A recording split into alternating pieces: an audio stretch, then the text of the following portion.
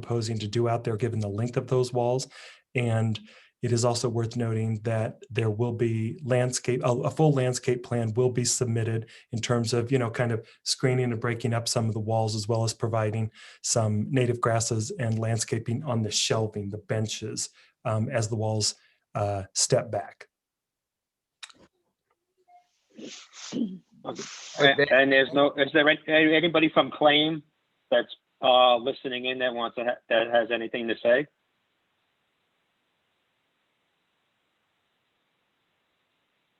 Okay, so then I guess we'll vote on passing this on to the town council.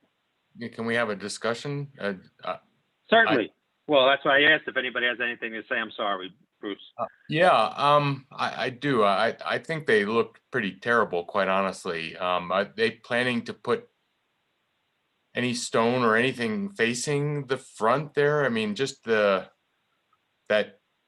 wire and the stones, it looks, I understand structurally it may be as good or better than a stone retaining wall, but it doesn't look very, it doesn't go with the whole property, I don't think.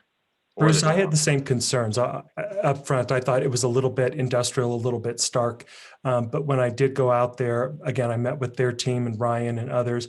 In terms of structural integrity, I do think it's probably as good and or better solution. And I asked the same thing about landscaping, screening, kind of some native grasses to start to break it up. And Chris Ensign and the team did commit to that. And I would also note that he is working with Seth Bockholt, who is a very, very good landscape architect. And so I reached out to Seth yesterday to ask him about it. And he did say that they will work with some screening, some trees, some evergreens, et cetera, up front, in front of the walls, as well as the grasses on. So there'll be a full landscape plan that comes in. I had the same concerns. Okay. Yeah, I mean, without anything in front of it, it looks kind of tacky.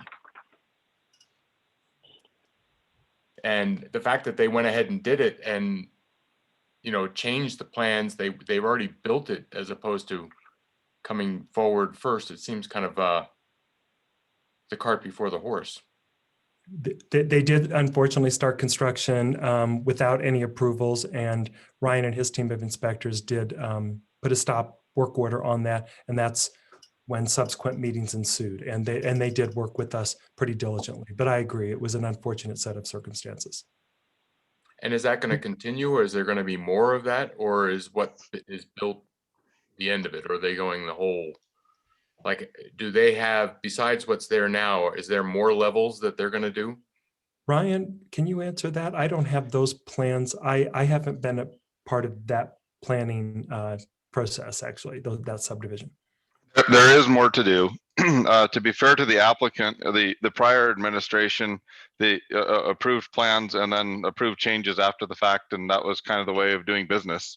When we noticed that that was not what was in the plans, we stopped them, and to the applicant's credit, they stopped within a day or so and have been very good about getting us what we need to go through the process. So to your question, will it be a problem in the future? I think we've set the tone here and are working on setting the tone throughout the community that you build what was approved or you come back and get approvals. That is a change from what was done in the past, and it is changing attitudes, but the applicant has been good to work with us. To the question, is it done? No, it's not. We stopped construction. They have quite a bit more of that to build if it's approved tonight.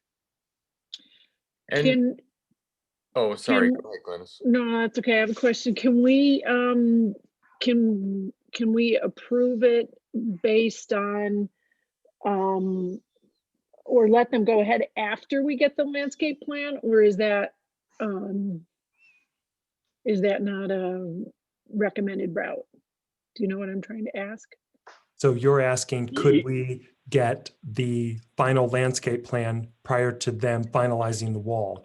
Yes. Ryan, what do you think their timeline is on finishing the wall? Maybe we could try to run them simultaneously. I'm guessing I could ask them to get us that within maybe a week or 2 weeks. But Ryan, they're still working on the wall now, right? No, they've held off on the wall until we give them permission to proceed. So they've stopped construction, but they are anxious to get going. We had our developer meetings today. And they asked a couple times what the schedule is and when they thought they could get back to work. They are excited to get that and a number of other things on the project done, get some units sold and start, turning that into a community. So they are excited to get going as soon as they can. We could. Thomas, did they say anything about how far out they are from submitting a landscaping plan? He didn't give me a date, but we could set a date right now. We could say that subject to, if you're okay with it, subject to receipt of a complete landscape plan within maybe 3 weeks or 2 weeks or whatever you think is appropriate, and approval by the town planner and or the planning commission, if you wanted that to be the case. So they would have to understand that means us have the final authority on the plan. So if it comes in, it's not thorough enough, it's not thick enough, it doesn't cover as much as we think that it should cover, that they know they're running at risk and they'll be adding to that landscape plan. We could do that conditionally. Well, Kurt why don't Shado we- has his hand up. I saw that. that's, I don't believe that. Kurt, I do not believe this part is open for public discussion, unfortunately. What, Thomas, my suggestion is that we ask them to submit a full landscaping plan within 2 weeks, and then put this over so the town planning commission and you get to review for the next meeting. Okay. Again, so if we eventually approve this with landscaping, all of their retaining walls are going to be the same. They're not going to do anything different anywhere else on the site. Is that the right? Not necessarily. What they've asked for tonight is phase 1. I asked that question today because I wanted clarity on a motion if it was going to pass. They have additional walls and phases up further on the hill that are not as predominant, and they don't know if they weren't sure if they were going to stick with the rockeries that were approved in the original plans or if they wanted to switch those to the gabion baskets as well. So there could be more of these, and that would be dependent on your motion, as we could approve just the walls that were submitted and designed today, or we could approve the change conceptually for the whole development. Based on my conversation with the developer today, I would say that we're looking now only at this phase and this particular wall. Can I ask, was this a cost cutting, or was this because it's a better structural design fit? Speaking with the applicant, they said it was for the looks and aesthetics. They like it better. They think it's a better look for their development. And so according to them, it's more expensive, but they did it because it looks better. Really? So quick question from me. They're right by the road. They're metal cages. They're holding it together. Is there any like salt getting there, rusting out, the metal wire that's holding the rock? Like, what's the life expectancy? Did I miss that? No, that hadn't come up yet, but yes, they certainly have a life expectancy. I'd have to look at exactly what coatings or whatnot they have on those gabion baskets. I would say generally 50 to 100 years is the life expectancy that engineers would give that type of wall. Obviously, the soils and the environment play a big role in that.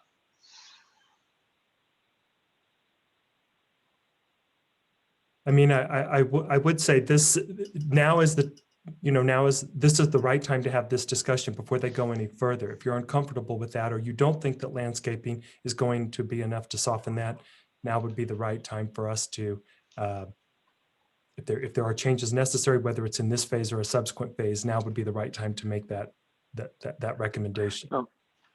I mean, I would like to see what their landscaping proposal is before we approve anything. Okay. In the town, we've run into, this is what we're going to do. And when push comes to shove, it's always been a tug of war to get them to do certain people to get them to do what they said they're going to do rather than making changes on the fly. Yeah, on top of which, what happens if some of the landscaping dies 5 years from now, and then you've got just the wall to look at? Who's going to replace, 30-foot pine trees or whatever they plan on putting there? I'm not for this at all. I'd much rather see stone retaining walls like there was in the original plan, or I mean, if something like what they did over on the Jordanelle Highway that looks like stone but is really, these containment blocks that I assume they fill with gravel or sand or something and stack one upon the other. If that's an easier solution, but still has the same look, I'm okay with that. But I'm sorry, I don't like the way it looks, and I just don't. I can't imagine how they think it makes their project look better when they had all their literature printed with all the beautiful stone walls that they were going to build there. So I could go back to them and work with them and Ryan to see what it takes to revise this. Maybe there's a different components maybe that we could look at in terms of, I guess, switching back to stone. We can certainly go back to them. Or, if that's a great retaining wall and then they want to put a stone facing somehow in front of it, that makes sense. I'm okay with that. But just to put some trees in front of it's not going to hide what it looks like. So Bruce, I hate to say, but I kind of think that this is a typical inn thing, because over at what's that school that's on the frontage road just south of Eckerd Middle School. Eckerd Middle School, they have these at the base of all their lighting and other things that are right around there. They have this very same structure. So I kind of think they think that it's it's kind of in vogue. Okay. Yeah, I mean, it's certainly debatable. Everybody has a different opinion on, what's the aesthetics. So I am fine going back to them, working with Ryan to see if it's possible to maybe face a portion of it, if not all of it, with stone to ensure structural integrity. Ryan, does that make sense to you? Yeah, so the question is, can we put some boulders in front of it to make it look less large? Structurally, that's fine. Spatially, we have them set back from the roads about 5 feet to create a spot for some snow storage and mitigate that salt question that Ryan asked at least a little bit. Not saying that by any means does it completely, but the boulders would have to go in that space that we've kind of have allotted for snow storage and other things. I would be hesitant to put too big a rock there. On other developments, they've tried to put retaining walls and blocks right up against the curb, and we've made a big deal about trying to keep them 5 feet away. So yes, it's possible, but I wouldn't recommend it, at least not for any major stretches. I think it would interfere with some of the operations up there. Yeah, I'm not thinking so much boulders as a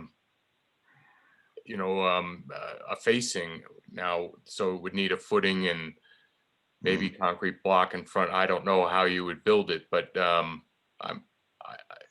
not sure the boulders would be what they had in the original plan. I think, if I recall, I was over there last couple of years ago just to see the model, and it looked like they had like stone concreted walls, didn't they? They were originally designed as rockeries, so basically stacked boulder walls. Oh, okay. So can you go higher on these walls? They're just because they're more of an engineered product? You certainly can with proper design and tiebacks and other things. You certainly can. Though, as designed here, the walls that they're building out of this material and the original boulder walls are approximately the same height, and so they really haven't made them bigger or smaller by changing the design, just just change the style and the aesthetics. So my feeling is it's probably, I mean, a little bit of personal preference that, you know, you have this type of wall up in the colony. Is that correct? Yes, there's a similar wall on a lot of the abutments and the bridges. If you've ever skied through there, that's a much bigger wire and a different type of stone, but it's the same concept. My feeling is these aren't like built to be faced. I'm not even sure if you can, like that might be more stress on the wire. It might not look, you know, that I don't know if that's quite the answer. I understand what you're saying, Bruce. That's not, it's a little bit more of a solid wall versus a rock wall, which is gonna maybe have more character. This is a clean look though. You know, I understand it. So I'm not completely opposed because I think it's a little bit of a personal preference as to whether you like it or not.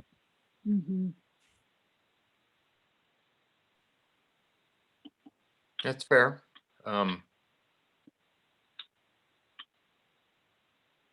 I mean, I've driven by it 100 times, but I didn't really realize, right, that we had a choice. You know, I think it can look overwhelming if these walls get to 20, 30 feet tall. But I think if they stay at, you know, this 5 to 6 feet, it's probably more bearable than a 30-foot wall, which I think would be overpowering.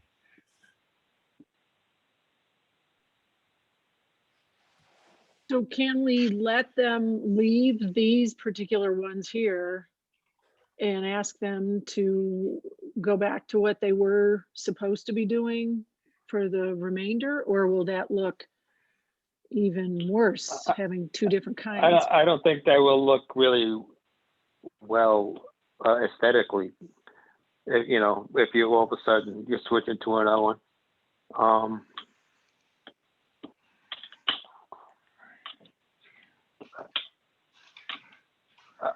My personal opinion is I would like to put this over, see what Ryan and Thomas can come up with in talking to them, and also have them submit a landscaping plan so we can see at least how it might mitigate some of the look. Okay. So I'm fine doing that. So Ryan and I can reach out to them. We'll get the landscaping plan, and we will inquire as to potential other alternatives and how that may work structurally, if it's possible or not. I don't know off the top of my head, but we can at least get you a few different, at least the landscape plans, so that you would understand what it looks like if and when completed. And if there are other options, we'll explore that. So we can bring that back to you. All right, because Thomas, my concern with the landscaping plan is I don't see any place where they could put anything in front of the wall to mitigate the appearance, because it's Not much space. you know, it's all solid. Okay. So we'll look at both of those options, a redo and what might a landscape plan look like. And then a general question from me is us tabling this till like the next meeting and the landscape plan. I'm for that. That sounds, you know, reasonable. And I wasn't on the committee to see what the original looked like. But is that, number one, holding up construction of any of their units? And then I'm curious, I guess, also if they've gotten the final approval, you know, from the state to where they can sell these units. You know, maybe this isn't the right place to ask that, but kind of curious what's going on overall. They did get the final approval from the state, which has been a holdup for quite some time. We are in the process of getting I's dotted and T's crossed to get the plat recorded. I obviously wouldn't, the number of issues could still come up. I would anticipate that they could sell units as early as next week if everything went well. For the record, there's still an opportunity for things to come up, so don't quote me on that. So this would, I mean, their construction schedule, if we delay them a month, is, you know, it is a delay that they were planning on getting back to work right away. But if that's the way the council needs to go, then that's the right decision. Well, with all due respect to them, Ryan, they put the walls up without even getting approval for them. So if it delays it for a little bit, so be it. I agree. I guess I was just trying to respond to the question of, is it going to cause a delay? And so, yes, it is. Is that an acceptable delay? I don't I agree that they started without approval, and it is what it is. Right. And- And I understand that, and I'm not saying anything different. I was just kind of curious where they were like in the process. So that, yeah, I'm good with that. And I think that actually Chris Ensign was just able to jump on, so the applicant developer. So if there is a specific question, he may be able to answer that right now. And can I just ask, Ryan, are the retaining walls necessary to be complete in order to go forward with the plat, or is that part of the public improvement bond? And It is scheduled it as part of the bond that they posted, and so they can sell it. They could move in with a number of units before the walls were complete. But they obviously, before the project is complete and accepted, some form of wall will need to be there.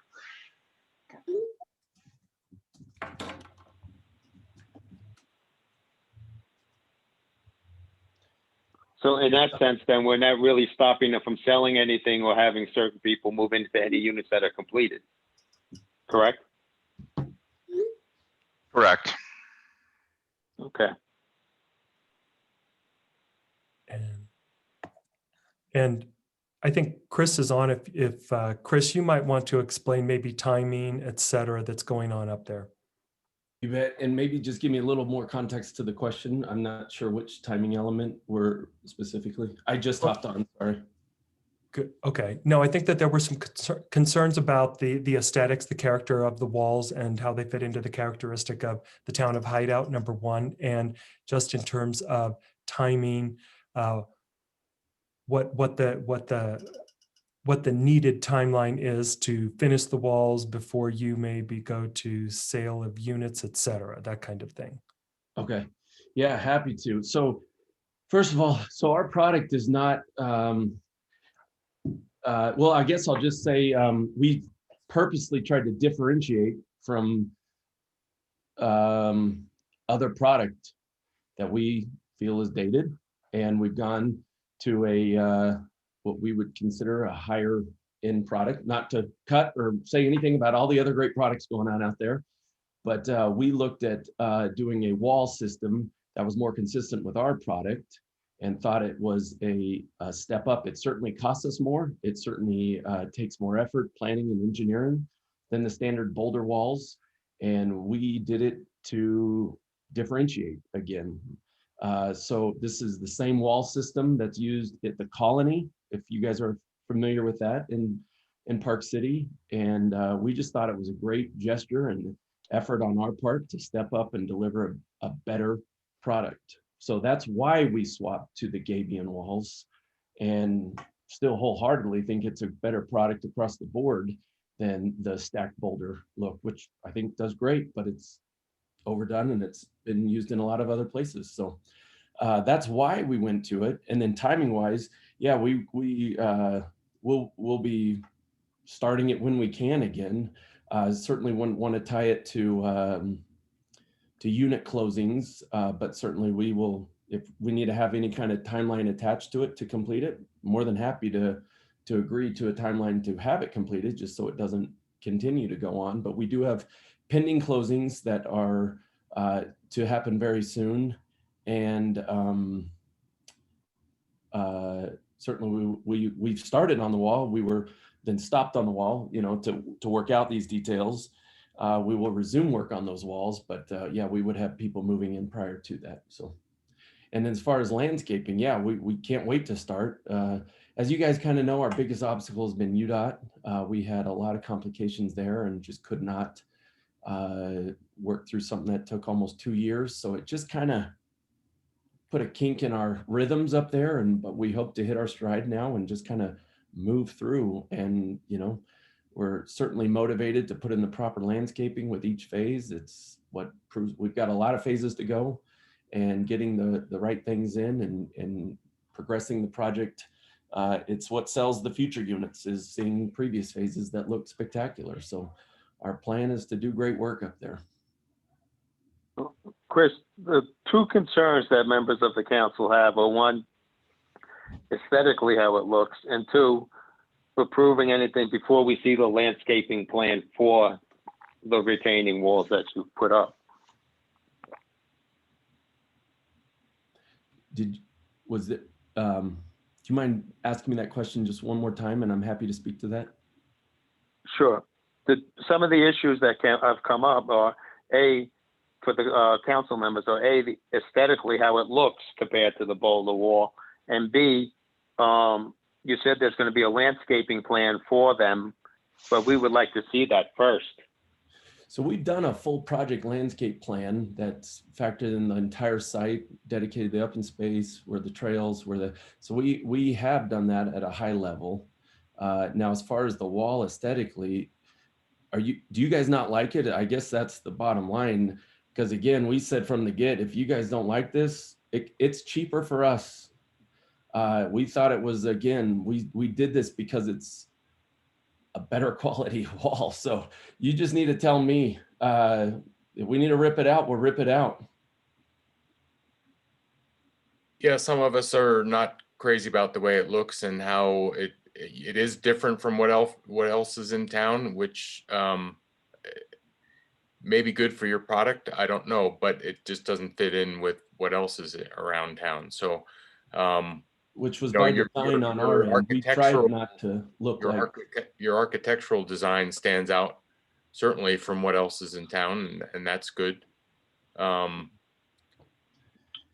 to go from our design of our units to that wall is Seth Bachholz, our landscape designer, you know, our architect and him looked at this scenario and said, this wall product is more consistent with your architectural design. When I approved the project architecturally, across the board, Planning Commission and City Council all told me, in fact, one of them got up and said, we need more like this. This is what we need in Hideout. This product, this look, this feel is what we need and want. So architecturally, unless something's changed, when I did this, across the board, everyone was, I'm not trying to say praise, but everyone said, hey, 5 stars, this is exactly what we're looking for in the town of Hideout. Thank you. So this wall is consistent with our architectural plan. So just know I'm by design, I'm trying not to look like the other product out there. It's consistent with your idea now, but it wasn't consistent with your idea then. It's changed. To be honest, I don't even know what we had then. I've never had a wall discussed at this level in my career. Not that I'm happy to. I don't know what we had at that particular time. Maybe it was a stone wall. And again, we're happy to do a stone wall. Like I said, we pulled it from Colony. We saw it used in the Colony, probably the highest end product in Park City, and said, this is a better product. This is more consistent with what we're trying to do here. And thought this is again, we felt like it was an effort to step up there. So you guys tell me.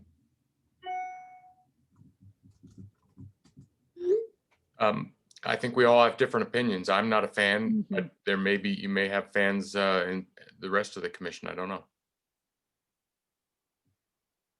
I mean, if the commission wants to, the commission should continue to discuss, but ultimately you can have a vote to which one way or the other. Right. I have a question. In the notes that we were sent, there's just there's 2 pictures. Is that all we're seeing of the information of it? My big question is, how big are these walls? Do we have a drawing that shows the full How extent? long they are? Yeah. Chris, Yeah, I the sent them, extent. Chris, I sent them photos that we had taken during our on-site visit. So maybe you could let them know roughly what % of that wall is done in terms of both length and height, maybe. Yeah, so what we started, and then again, we just needed to go through this process. So was probably only, geez, is Ryan on tonight? It might be only 20%. Maybe a little more than that. Maybe it's 30%. I mean, as you guys see, we're probably the steepest, I guess Soaring Hawk's probably, but we are in the hillside. So it's a long wall that goes from really those units that you see when you look up the hill, those units there, it comes out to where the road turns in. Now it tears down as it kind of comes along. It kind of from where it's at now, it climbs just a little bit and then comes back down. But really, you've got about 2 layers for probably 50% of it. The more northern half, I'll call that, northeast half, and then it goes up to 3 as you get closer to the units. And it's, I feel like we'd have a better sense of things if we saw a full drawing of where the whole wall would go. we along- submitted Along with the full drawings. landscaping. Yeah, I think that would just give us a better sense of it. Oh yeah, so maybe I it's just more pulled it than what we have. So it might be 40% of the wall is in now.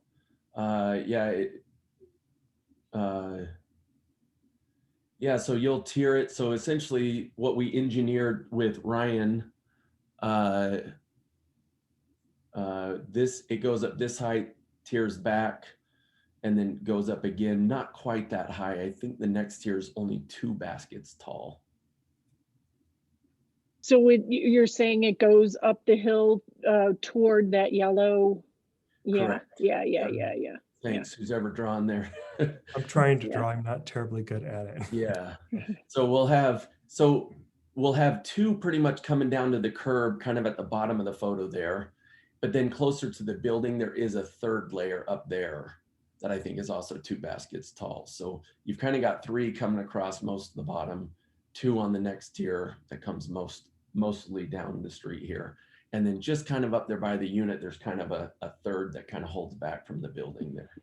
So that's just the engineering of it. That's what was needed to do. But you can tell the slope that we're dealing with on this site. We are a steep slope up there. And so as it's coming toward us, does it come around this corner? It does not actually. It just Okay. comes down to this point and then stops.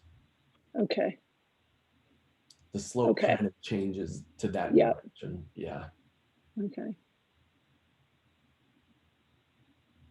So Now, correct me if I'm wrong, Chris, the landscaping plan you submitted did not take into account you changing the structure of the wall, because this wall is just something you came up with, correct? well, I think we just showed in retaining walls. I think it was kind of a generic plan. I don't know. I think it was just kind of a generic plan. We knew we needed to retain at this particular part. I don't know if we drew in boulders or we just said retention. Yeah, so it is potentially a change, or we're more detailed at this point now. So, and let me just mention one more part. So the stone gets sealed. It's the same stone that we used on the front of our buildings. So I know you're not seeing it, but our base, our ground level, call it the first 12 feet of our buildings. This is the same stone, other than the fact that right up from Brown's Canyon, so it's about as natural as it gets. It comes from, we have the flat stone on the front of our building, right? And then this is more of the, I don't know, certainly it's not gravel, but the large 4 to 6 inch size. So that gets a clear coat put on it. And then the metal rusts. It takes about 18 months, two winters before it rusts. So again, it's just preference and opinion. I think it's a very elegant look. I think it's going to look beautiful with our product. So that's again why we went with it. But it does match our buildings. So what kind of landscaping are you thinking about putting in there? Well, mostly it's just on each tiering you get a grassing and a light. There's not a ton of shrub base for it there. I mean, on any retention wall, it's hard to plant pine trees or something like that. So you just kind of go with a lower profile shrubbery and natural grasses as best you can. Yeah, kind of right along in that. So essentially you come up and then you drop, I think, is it 4 or 6 or 8 feet back? So you kind of have a bench there that you can put in some landscaping, and then it climbs again, and then the same thing's repeated. So there'll be nothing in front of the bottom wall. Sorry, we can put that down. I can't remember if there's a sidewalk there or not. I'm not looking at the plan in front of me. There might be a sidewalk there. Maybe that's across the street. I think it's across the street that the sidewalk is. So yes, we would plant in front. Chris, they had asked about maybe like some trees, or it could be some evergreens that help break up the scale of the wall. I mean, could something like that go in here? Yeah, absolutely.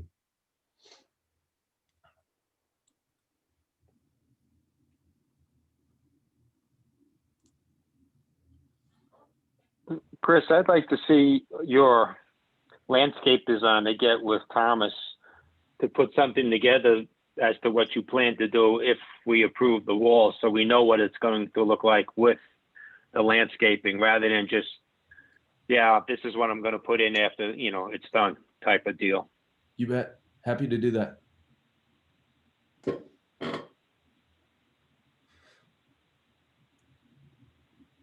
Chris, is that And something when do maybe you think that you and I could I'm do sorry, over Thomas, the go next ahead. couple of weeks? Sorry. Yeah. Oh yeah, you bet. Yeah, we can get started on that right away. Then, can I propose that we approve this design based upon Thomas's receipt of the landscaping? Or do we want to see the landscaping plan before approval? I would like to see the landscaping plan before approval. If they can get it in 2 weeks, we can just put this over to the next month's meeting. And that'll give us time to review the landscaping and everything and vote on it next month. Sorry if that puts a crimp in your plans, Chris, but Not at mean, all, that's as how I long as we're feel. not tying it to unit closings. Landscape plans, again, I can pull the wall. I mean, if it doesn't work, so I understand I need a approved landscape plan with you guys. That's fine. I just don't need it tied to the unit closings, so I can still close units. Ultimately, you'll say, hey, you need to have an approved plan and we can move forward from there. But just happy to present a plan. I think you'll like it. Ultimately, we can still make that change. So whatever's needed there, we're happy to get an approved landscape plan with you guys though. Again, the high level was done and I think everyone liked it. So it's just kind of a function of getting it a little more detailed now with this wall, which we're happy to do. Yeah, I'd like to see that before we go ahead with any approvals. Yeah, that sounds great. But is it tied to unit closings? I don't think it would be. I'm not sure why it would need to. So I'm just clarifying that.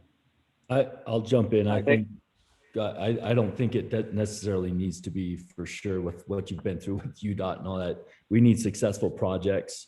And we need you to be able to close some units, I'm assuming, because you've been waiting a while.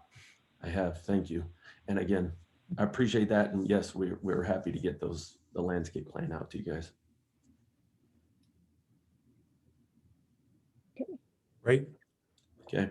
I think I can make it by the next meeting. I'm speaking a little bit without clearing Seth's schedule. So let me just find out from him, but we will get something as soon as possible back over. And certainly, Thomas, I'll connect with you on it and make sure that you know where we're at and timing on that. So whether it's the next meeting or the following, I think that would be reasonable. That's to be fine. connected.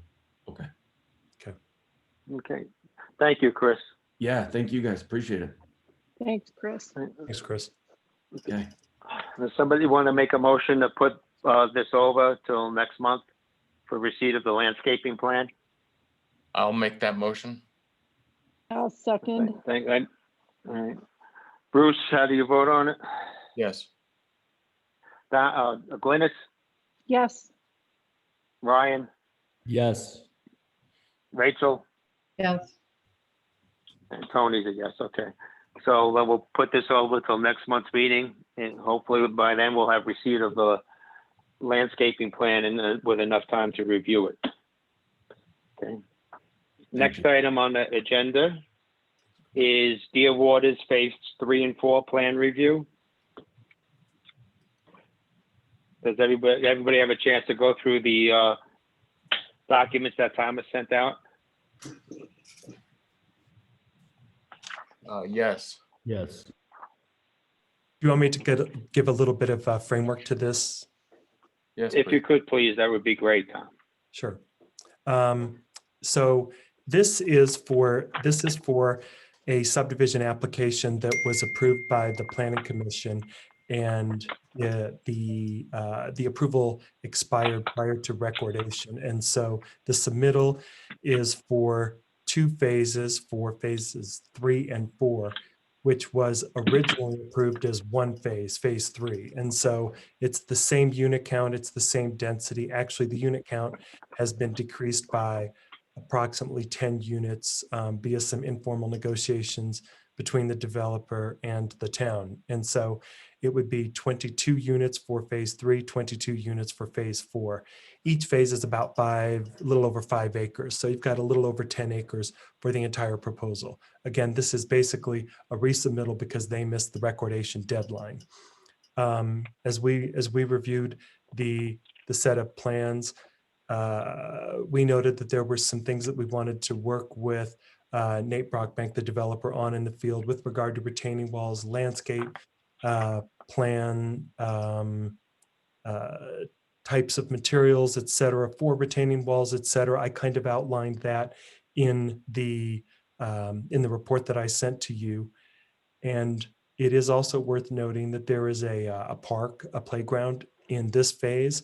Deerwaters 1 and 2 are almost done. There's not a park in that area, but there is a park in this area. It's at the southwest corner of this proposed phase. If you can look at like maybe page 3 or 4 of my report, you'll kind of see kind of a context map for that. And so I think that Nate Brockbank is on the call tonight, but we'll want to make sure that we have an understanding of timing. I made a recommendation with regard to timing for park construction, et cetera, but I know that he and you all will want to make sure that you finalize that. Other than that, there were some recommended conditions for trails and streetscape amenities, et cetera.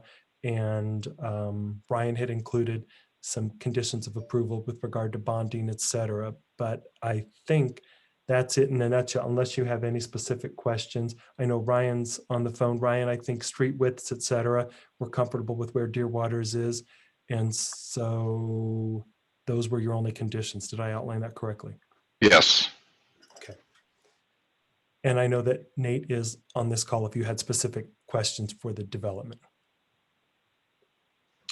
Well, Thomas, my only question is in regard to the park that he has there listed. Has there been any discussion as to what actually is going to go into it? Is it going to be a basketball court, a pickleball court, or just open space? It was indicated somewhat conceptually in both the MDA and on the subdivision plan, but if I reviewed it, or if I gathered, or if I was able to ascertain what was being proposed, it looked like a couple of sports courts, maybe pickleball court size courts. I'll let Nate answer this.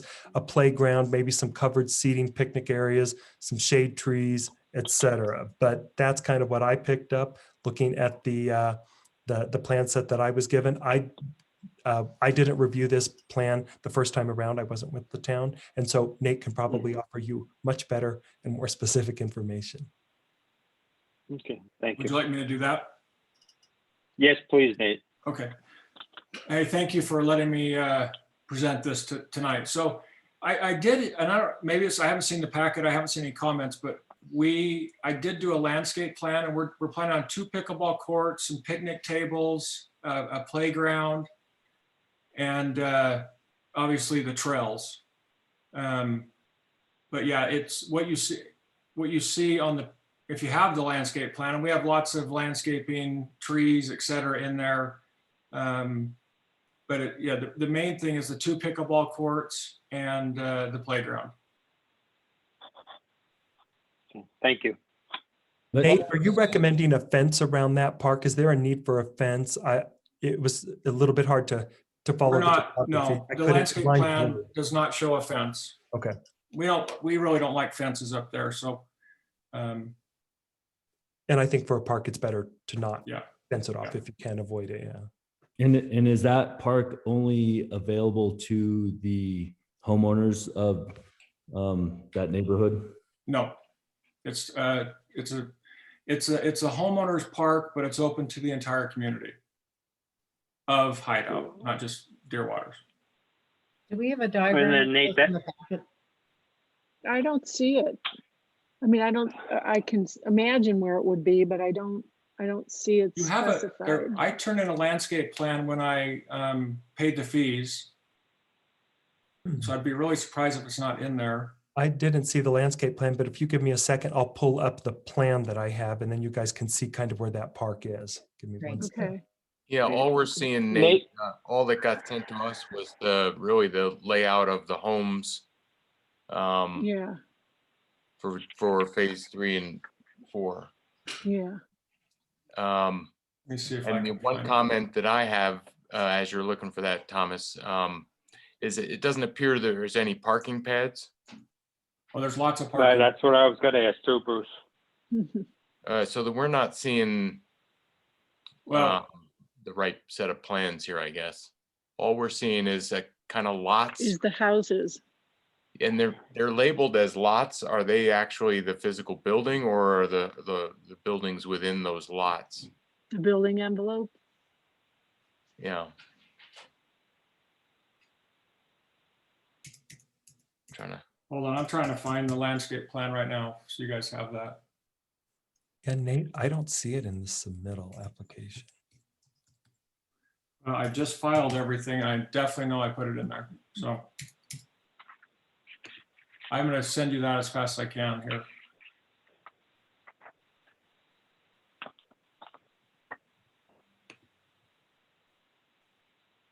Okay, I'm going to share the overall site plan. So can you all see that? Mm-hmm. Okay, so again, this is Deer Waters 1 and 2 up here, basically complete. The proposal tonight is for this subdivision, which was formerly known as Deer Waters 3. It's now Deer Waters 3 and 4. This section right here is Deer Waters Phase 3. This section down here that I'm circling with my mouse is Deer Waters Phase 4. Right in this corner here, I'll zoom in a second, is the playground area. You can start to see the playground and a couple of courts right here. And for context, this area right here is Lakeview. Let me see. Yeah, so I want to make sure I didn't misspeak. When you say you don't see parking around the park, there's no way to get to the park except for trails, but there's parking throughout the development, if that's what you meant. Yeah, I didn't see any Well, parking at all in the development, or it didn't show the park as, it didn't show where the park was either. And Thomas, I just sent you the landscape plan if you want to share that screen. And you Okay. can see parking. I mean, I have parking by lot 85. I have parking by lot 80. I have parking by lot 81. I have parking by lot 91. I can't read it. Or 59. Oh, right here. How many parking pads do you have, Nate, in these two sections? Let's see, is that, I can't, it's too small for me to see it. I think that's Oh. 3, 4. I can't zoom in any further, unfortunately. I'm circling in red. It looks like where your parking is, Nate. Can you guys see my red? And then there's one more by lot 85. Right below that last one you did, Thomas. Yeah. Oh, yeah. Right Thomas, I can't tell if that's a 3 or 4 right there. Yeah, that's what I was gonna ask. How many cars per? I'm guessing 3, Okay. 6, 10, 14. I think there's 17 parking stalls there. 17 parking stalls, and there's 44 units. And then is there any way you can get some more parking? Is it you can't put more pads in because of the way the contours are, or? No, I don't think that's the case at all. It's just so you understand, we have, I think the driveways are all 20 feet. So we have 2 parking stalls per driveway and we have a 2-car garage. So there's, when you say 17 for 44 units, that's, I mean, each parking garage, each driveway has 2 parking stalls off the street. So these are primarily 17 visitor parking spots. Is that what you're saying, Nate? Yeah. Okay. I would be, and if I can fit them, I mean, let's put like 4 more in down on, you know, where I have on the D road. Let's put 2 more each side, but I would imagine, I mean, I would think 99% of the people are going to take the walking trails to get to the park. But, you know, I mean, you might have some drive and so let's put a few more in. Getting to where Bruce kind of is, I agree. If the park is going to have destination kind of, let's just say pickleball courts, which 2 courts could handle what, for 16 people. I would think that I agree the parking might be a little light, whereas people are going to be driving from different parts if it's open to the public.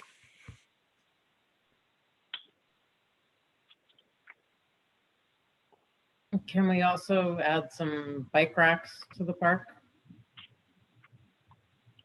Yes, you got it. So put that in. That's a good idea. I think, like I say, it's more of a walking park or a bike park. So yeah, let's we'll put a concrete pad in there with some bike racks. That's not And a Nate, problem. this park with Lakeview to the west of here, I think you have a trail or a stairwell that goes down into Lakeview, if I'm Yes. remembering. Yeah. Okay. Yeah, we do. So they have pretty easy access to this as well. Yeah, and well, Lakeview has its own park too. That's right. But I think So they have a trail. But up it's on there. the other end, isn't it? it's basically right below this, but there is parking stalls around that park. So, and it's a very similar park. There's a playground. Well, I don't want to misquote, but I know we have pickleball courts, and another playground, eating area. It's been a little while since I looked at it, so I wouldn't even know what it looked like right now. I think I have it right here.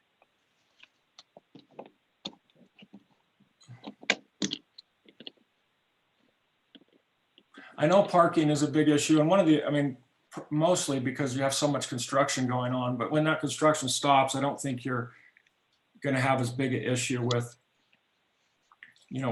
parking.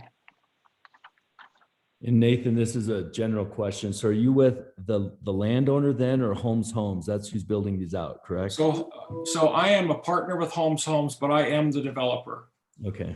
So part of the reason I've never done this before, but I stayed in with the builder just because I was so committed to the town. So I'm staying with the builder, and I am the developer. Okay. Nate, can you tell what's the separation between lot 88 and 77? They look awful close back to front. Yeah, there is a better drawing. Let me see here. That's the reason we didn't go. You see the 2 singles on the ends? Yeah. We didn't go duplexes there. This is something, so I was approached by one of the town council members who is no longer a council member, and he asked us to drop 10 units in the development. And negotiating with him and Thomas, and I can't remember if Ryan was on there also, but this is the plan that we came up with in doing that. So I actually have a development agreement for 112 lots, and I'm doing 102 lots. So there were some additional units over in this area and this area that were pretty tight that were removed. Well, and the other, just so you understand, the other thing that was changed, if you see, I have a bigger unit, 2 smaller units, bigger unit, 2 smaller units. Mm-hmm. That was also something that the council member asked us to do, because he said when you're looking from the other side of the lake, it looks like row housing. Yeah. Mm-hmm. Mm-hmm. And so yeah, I mean, we made a lot of changes to the original plan, and but this is what we came up with, and we, like I say, I lost 10 lots.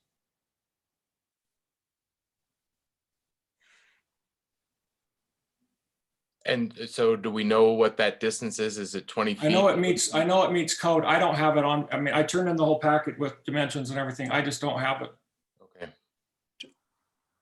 And Bruce, when I Use the stop sharing, I'll go landscape back plan. and see if I can find that exact dimension for you. I can't do it while I'm sharing, otherwise you guys will be very, very dizzy. Are there any sidewalks anywhere? Or is it just trails? Just trail. And I kind of Well, tried to look at the along green line. Shoreline Road, there is, and I can't remember if it's a concrete sidewalk or an asphalt sidewalk. but it's whatever the plans are. For some reason, I want to say it's concrete. It says 5-foot wide concrete sidewalk here. Yeah, there you go. Mm, That's along shoreline. So that'll be on the Okay. inside of the shoreline road. Yeah. okay. That's good. Uh-huh. We want to, I know when I first got approved for this, we did that because we didn't want to go asphalt driveway. We thought it would look a lot better doing all sidewalk on Shoreline Road. Or all, yeah, did I say all concrete on Shoreline Road. So Nathan, I appreciate you dropping a few units. That makes sense. And I know that that's money. You can try to squeeze them in.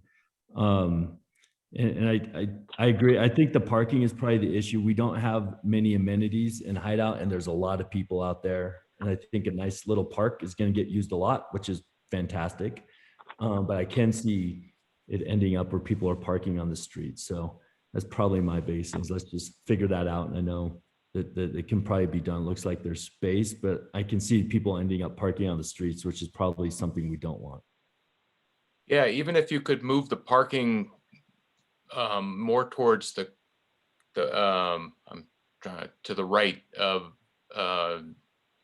all the buildings, you know, it looks like there's space down there where people could come off a shoreline and then just park and get on the trail and walk over to the park. Kind of right at the He very means over beginning. here. Yeah, right there. Yeah, Yeah. why right don't there. I'll work on that with staff. That's not a problem. Okay, that would be good. Yeah, people are going to park on the road before they park up, you know, in the designated parking spots and walk, you Mhm. know, a couple hundred I yards. think you're exactly right. If we do move them over, they'll park in those areas. Especially if the We path. don't want anyone parking looks on the like- streets, so, Yeah, it looks like the trail is right there, so. yeah. I think that we definitely can try to add a few over there. And Nate, if we run into an issue with the slope, maybe we'll have to, unfortunately, almost slide them to the west, almost where they are. Yeah, I mean- You're going to have a tight slope there for those two Everything's slow, roads but where one they. thing we have is a lot of rock, Thomas. There We you go. can build a little rock around it or whatever. And if you saw my parking, I did different parking than some of the other developers in town. I put a curb wall around all my parking, not just a flat pad. I think it looks a lot better, and it's I just think it looks better. I mean, that's just my personal opinion, but I agree. I do too. Mhm. so we're excited. Just so you understand, and you probably know this. Obviously, it says Longview there. But you're looking at you're looking at an older plan. Well, I don't know why it says Longview. My plat says Shoreline, but that road is in. And you guys have probably all driven it and seen it. But that road was in. I'm like I said, I'm here today because I didn't know there was this ordinance where you have 1 year. Else I would have never put that road in without having, you know, these plats approved. But that I do have, you know, I obviously have my development agreement, but that road, basically phase 3 is the top road and Mhm. phase 4 is the bottom road, and phase 3 is done. There's a few things that still need to be done. But it's 90% finished. And the bottom road, as soon as I get approval, we're gonna break ground on it. We have sold every single lot that we have ready, even in phase 3 is sold. Wow. It's impressive. So what's below the trail? Down here. Yeah, down there. That's, The road is over right below it. well, Isn't that yeah, where Recreation Drive is? yeah, shoreline. That's Shoreline's This is property. shoreline to the south. So this is shoreline down here. Yeah. And where you have the little stairs, Thomas, in that circle, that is Lakeview Estates. And we're also starting that Right. as soon as we possibly can. This is Lakeview here. Yeah, that's Lakeview. Mhm. Mhm. Yeah. Okay, well, appreciate you working with us, Nate. Mhm. Thank you. No, you guys are always awesome to work with. So I'm hoping I can get approved tonight, and you guys just, one of the conditions I work with staff to add more parking, we will work our best to get more parking. I want the park to be used on a daily basis. So hopefully we can get enough parking and have the trails and bikes and the bike rack. We'll put that in. And so, you know, if you think of anything else that you want to see in your park, just shoot Thomas an email and we'll work through it. You know, that's reasonable. You can't do a water fountain down there or something, you know what I mean? But anything that's reasonable, we're open to it. We want the park to be used a lot. Yeah, I think it will be. Yeah. Yep. So this will be the first park we built, and then Lakeview will be the second, and then Deer Springs, we have a huge park. I want to say 3 to 5 I can't remember what it is, but that park will be built next year. So Looking forward to it. yeah. I would be ready to put together a motion, but do we want to specify how much parking? Or do we just, you know, more parking could be one spot? Sorry to interrupt, and maybe I missed it, but isn't this for a public hearing? Yeah. Yeah, So you need, we haven't gotten to that point yet. yeah, so you We're need still to, discussing it, probably. okay. okay, I just, before you start, once I heard motion, I Yeah, got right. excited. I got excited too. Sorry to excite everybody. Slight delay. So did you say you have the landscape plan that we could look at? I sent it to Thomas. Do you want to pull it up, Thomas? Yes.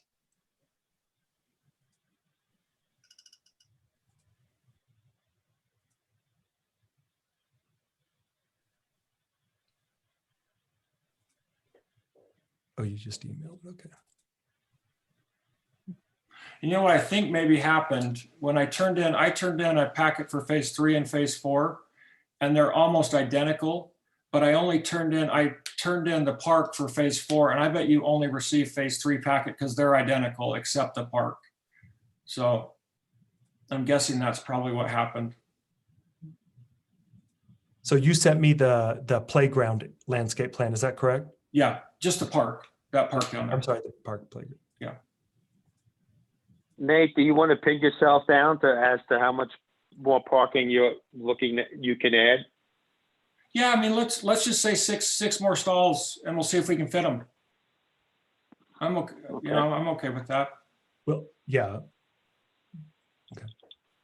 We can aim for 6. So that'd be Your 26. slopes may not allow for 6. We'll aim for 6. Yeah, so I was thinking 4. Let's just say a minimum of 4.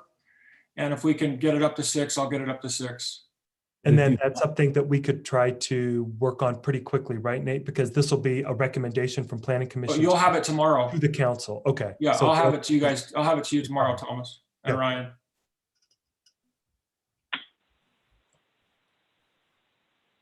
Okay, so what are we? So you're looking at That's the the playground. Here. You could see the units here. Yeah. And then playground area, pickleball courts, and then some shade trees and seeding. Yeah. Yep. Seed mix, trees. So by trees, like what kind of caliper tree are you gonna plant? What is it called out in there? 10. It says 10 gallon. Obviously, we don't want to go. We don't want to block the view. That's why we're here. But 10 gallons is a decent sized tree. But you do we want to could- have shade because it gets pretty hot. And Nate, we can work on finalizing the landscape plan, but I would presume you'd probably want a 2 to 2.5 inch caliper minimum. Oh, yeah. I think we might want to think about that. Otherwise, survivability gets Yeah. tough in this environment. Yeah. So there's 2 picnic tables. Is that what I'm seeing around the shade trees? Are those right there? Yeah. Yeah. Okay. Let's see, concrete pad with picnic tables. And then looks like there's typical, I have some benches, you know, on the trail. Nate, would it be possible to put a bench or two somewhere around the pickleball courts, only for the fact that if you have more than, you know, you have people waiting, and then you have other people that just want to come sit there, maybe eat lunch, watch their kids on the playground? You just want to show off, let people watch you. Yes, we can do that. Not the way I play, trust me. Yeah, I mean, I think maybe one on each side. Something Yeah, like that. Okay. Yeah, would no, be great. no, that's no problem.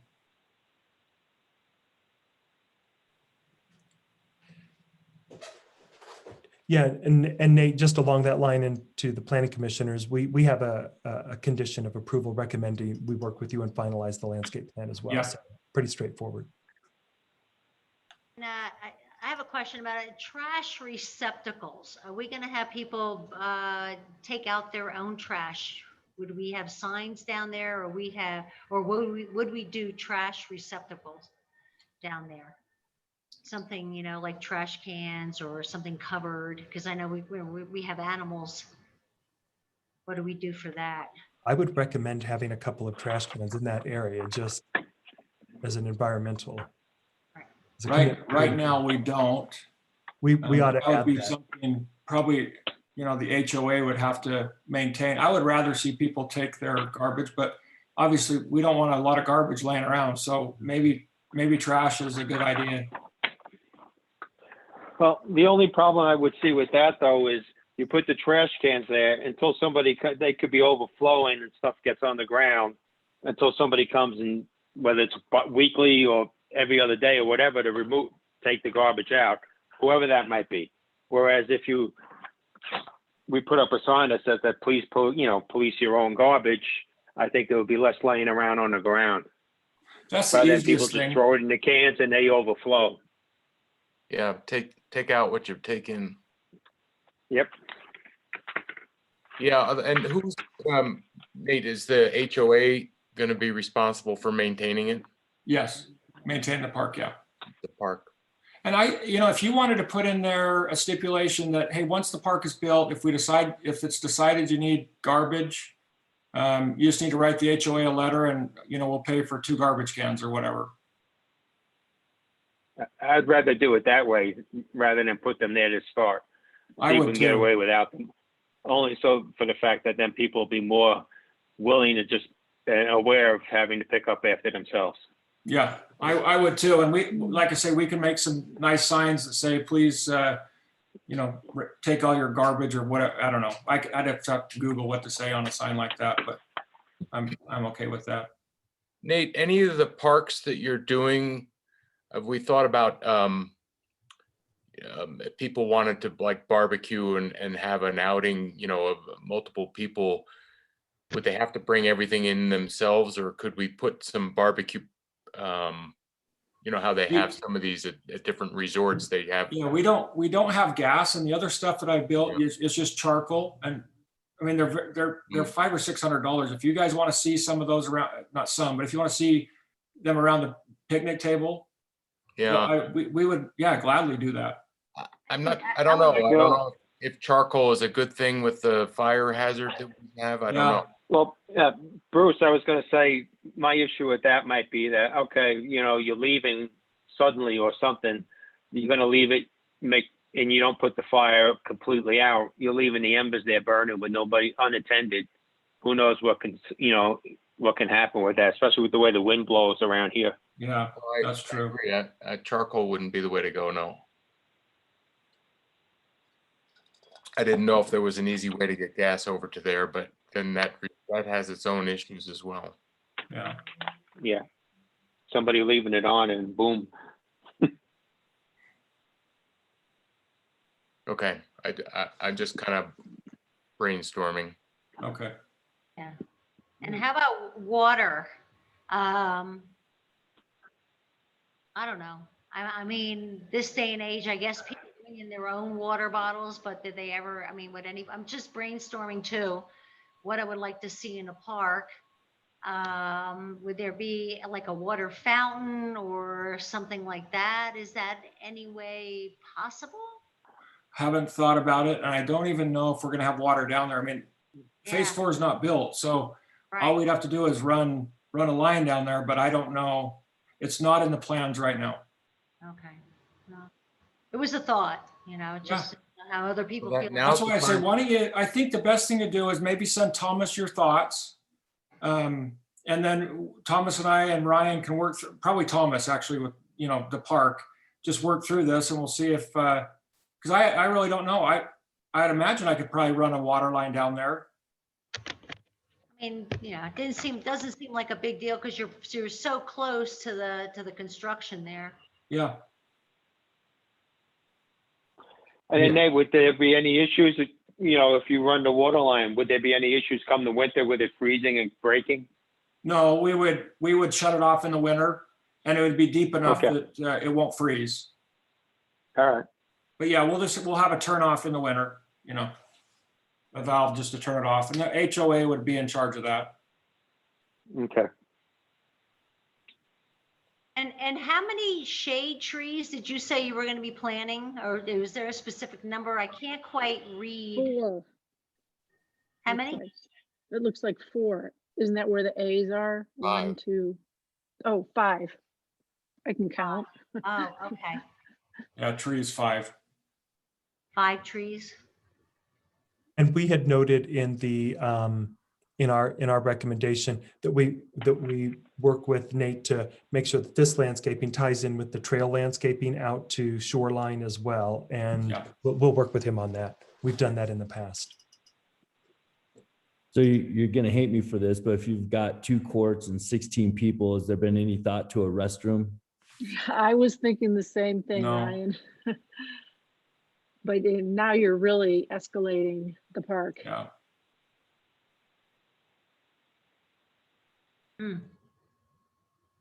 How far away is that from the Ross Hey, Creek? Ryan, just on that issue, in regards, if you go into Heber where the public parks are, they have I think 8. And there's no restroom there either, unless you go all the way, you literally have to drive to the other side of the park. So, I mean, that's pretty much the way they've been laid out in this general area. I built several parks with restrooms, and honestly, they don't get well. They're not well kept. We actually had an incident in one of ours up in Eden, Utah. A molestation happened, and it's just not good. Mm-mm. Yeah.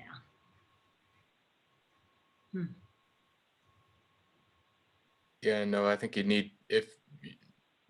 that needs to go into like a clubhouse kind of setting as opposed to standalone. Yeah. But I like the water fountain idea. So hopefully, Thomas, you're keeping kind of track of this stuff, and we'll get with my landscape architect tomorrow and have it for town council, the changes that you guys would like to see. I've got it noted. Yeah. Thank you. Thank you. Thank you, Nate. Thank you. Okay, before we take a vote, seeing that this is a public meeting, this will be open now for public comment, strictly in regard to the Deerwater project. Is there anybody that's on the line that would like to make a public comment? It And looks Tony, like can I just say before you call on someone, just so that people, if anyone's watching on YouTube, they need to get on the Zoom call and raise their hand in order to be heard. Thank you, Polly. Looks like Kurt has his hand raised. Kurt, go ahead, please. For Please letting me state speak. your name and your address. My name's Kurt Shadle, and I live in Hideout. So I was the councilman that negotiated with Nate, and I'd like to say for the record that Nate is someone who you can definitely count on to do what he says he's going to do. And I would urge the commission to approve this as currently considered. The only thing I would suggest to the commission is if you are going to allow or encourage drinking fountain, that if you look around town, the landscaping is pretty poor, and it's, I think, a function of the fact that there's not a lot of water. So if you are going to put trees in and other vegetation, the chances of them successfully taking are pretty iffy. So if in fact you're going to put in a drinking fountain, I would urge that some sort of drip irrigation be put into the into the different vegetation to increase our odds of actually that vegetation surviving. Thanks. I will say, Thank you, Kurt. to JSSD, I cannot put sprinklers, but we can do drips around the trees. That is, they're okay with that. Okay. So, Yeah, good idea, Kurt. and Yeah. thank you, Kurt, for your nice words. Thank you.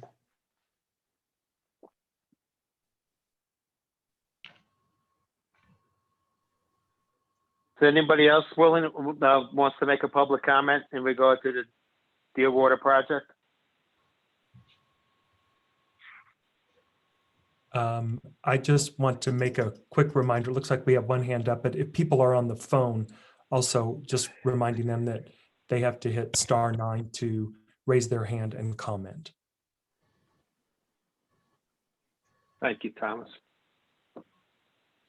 And it looks like you have a hand raised for. Merrill, are you on the line? Yeah, I'm on the line. Meryl's son. And Okay, Merrill.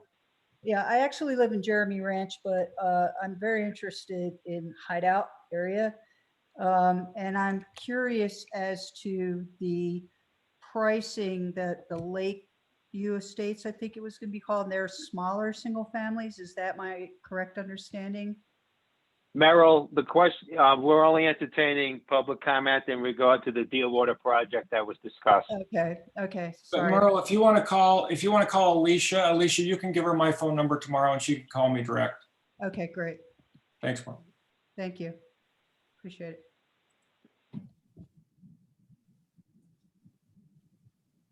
Is there anybody else online who would like to make a comment?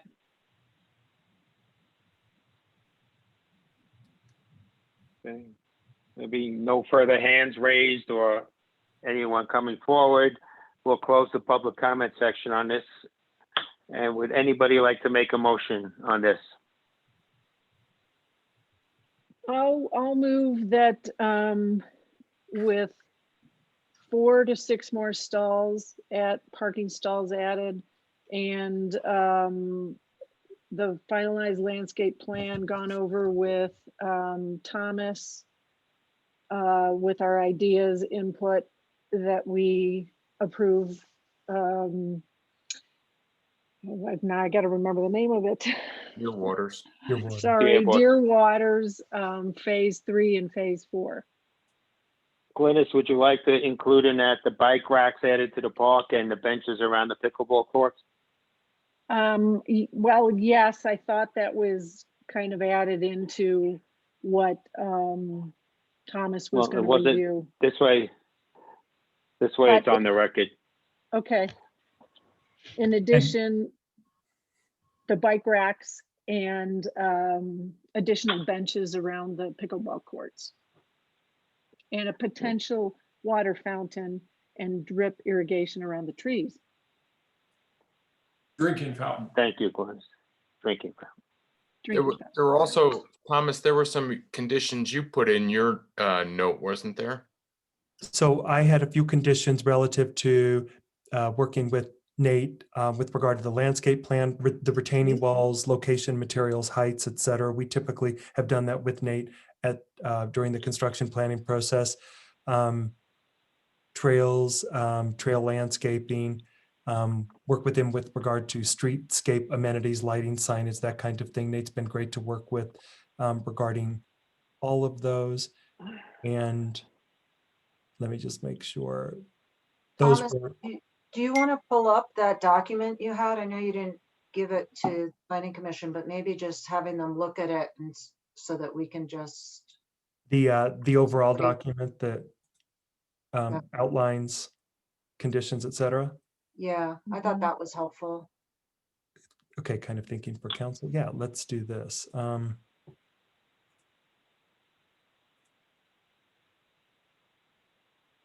Oh, sorry.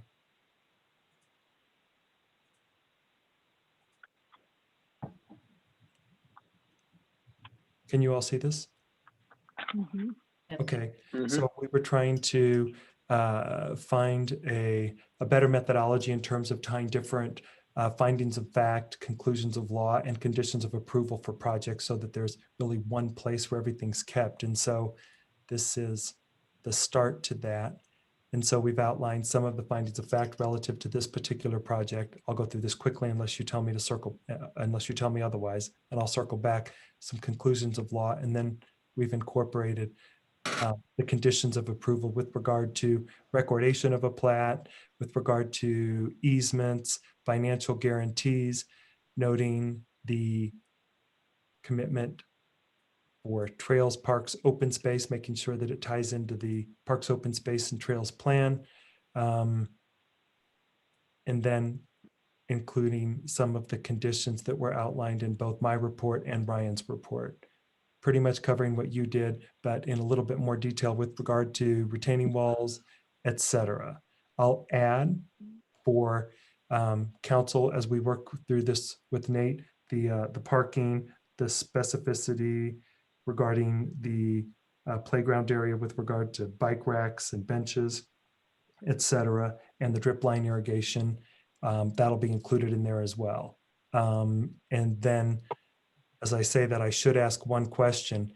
Nate, do you have a timeline with regard to the park construction? Is it between 3 and 4? Is it after 4? Is it midway through phase 4? Yeah, 3's done. Phase 4, we're starting as soon as I get approved from town council.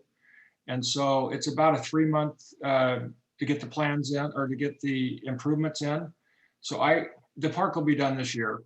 Let's just say, I'll probably start it sometime in July or August.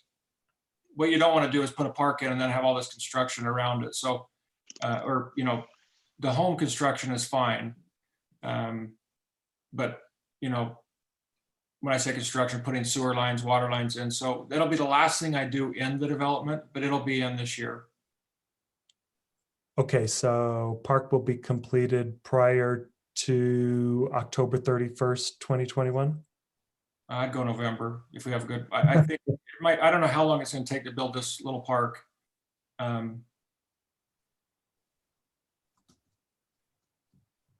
Okay.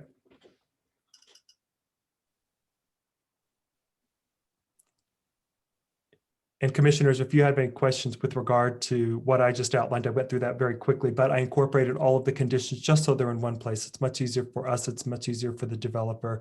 And as I said, I will incorporate the specifics that were noted tonight. Let me say one more thing, because I think you asked if we're gonna fence the park. We will have I think it's a 3-foot fence around the pickleball courts.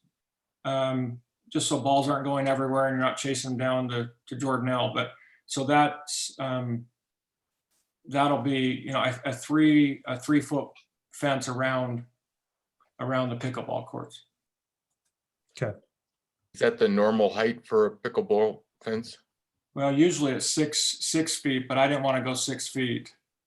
And so it's mainly just to stop the balls from going everywhere. It would maybe just think about on the downhill side, maybe 6 foot, because if it's heading, I don't know how they're oriented. But if there's a downhill slope, maybe a 6-foot fence on that side, just because that, once the ball starts heading down, I don't know what would be down there to stop it. Yeah, okay, Thomas, why don't you just put in, yeah, let's look at that. I mean, we're gonna work through Thomas on this, but I didn't want you guys to think I misspoke, because we do have some fencing around the pickleball course, but not around the park. Yeah, that's good.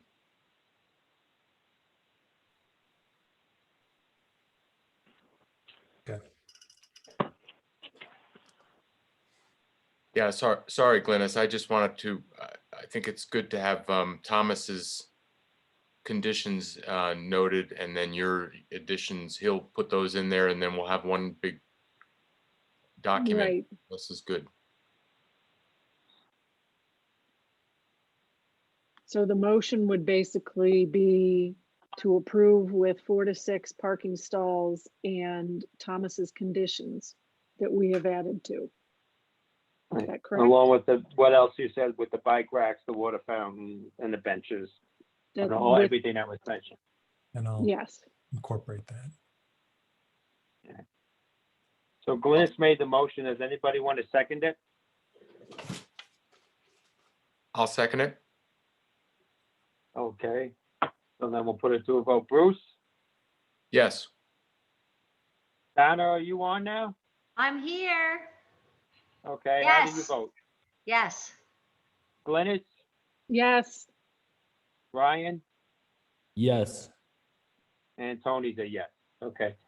So the motion passed to put it forward to the town council, to recommend it to the town council. Thank you very much, Nate, Hey, for working you. with us. Thank you very much. Thank you. Thanks for working with us. Thank you. Thank you. Okay, next on the agenda is the public hearings for Shoreline Phase 2 and Phase 3. For the public that's listening and is listening and going to want to make public comment, we will first discuss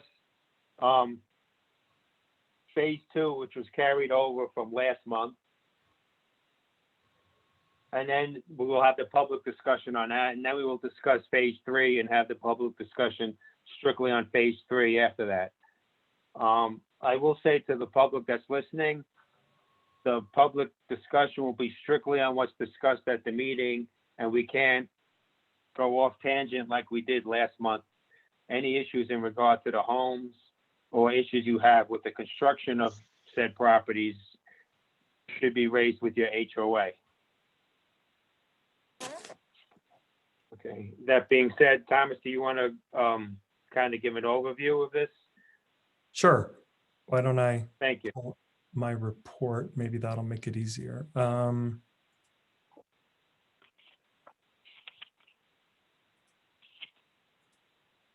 Okay, so Mr. Chairman, you want to separate this into Phase 2 and 3, you said, right? Or yeah, Phase Yes, 2 sir. first and then 3. Okay, so this is an application for an amendment to Phase 2 of the Shoreline subdivision. And it is for 46 lots dispersed over 9.5 acres.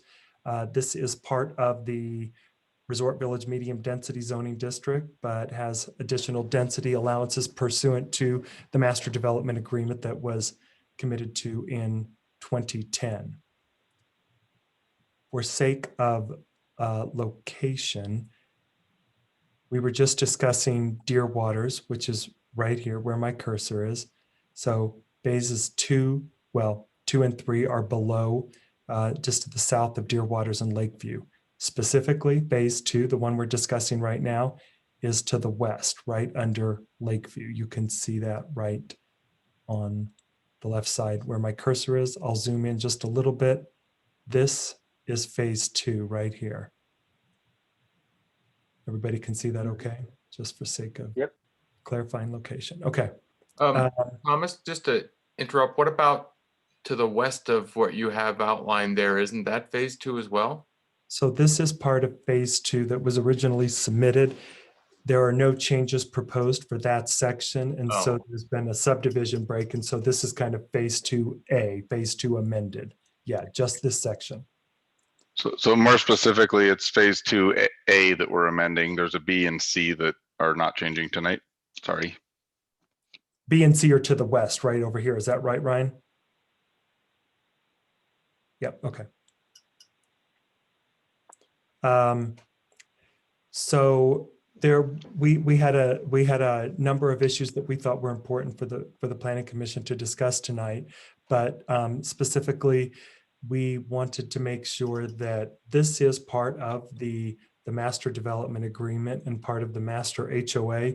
And we are currently working with Glenn, the developer for this project, to make sure that we have a full understanding of the open space requirements for the MDA.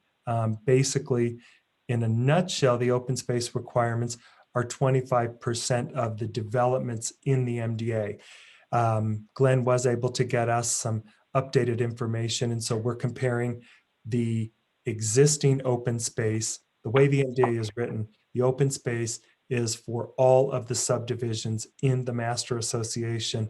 And so we need to make sure that there's a minimum of 25% of each of those that has been dedicated to open space within the master HOA. Glenn has provided us that information. We're doing some comparison analysis right now just to ensure that that's correct. Thomas, is it, correct me if I'm wrong, but it's my understanding also that there still hasn't been any secondary access road shown in regard to, for the fire district. Ryan, I will let you answer that. I think that I thought that there was one shown but not built. Mhm. Right. That is a condition in my engineering letter. It depends on the construction timing of Lakeview. If that has been approved, if that moves forward this year, that would address the secondary access for both phase 2 and 3. If Lakeview does not move forward this construction season, then a secondary access road would need to be discussed and figured out. Have they submitted any plans in lieu of Lakeview not being built this year? So that there's something to rectify that? Not that I've seen. That said, there's some information that came in late Tuesday and this morning that I haven't been thoroughly reviewed yet. So, but no, I haven't seen anything. Okay, thank you.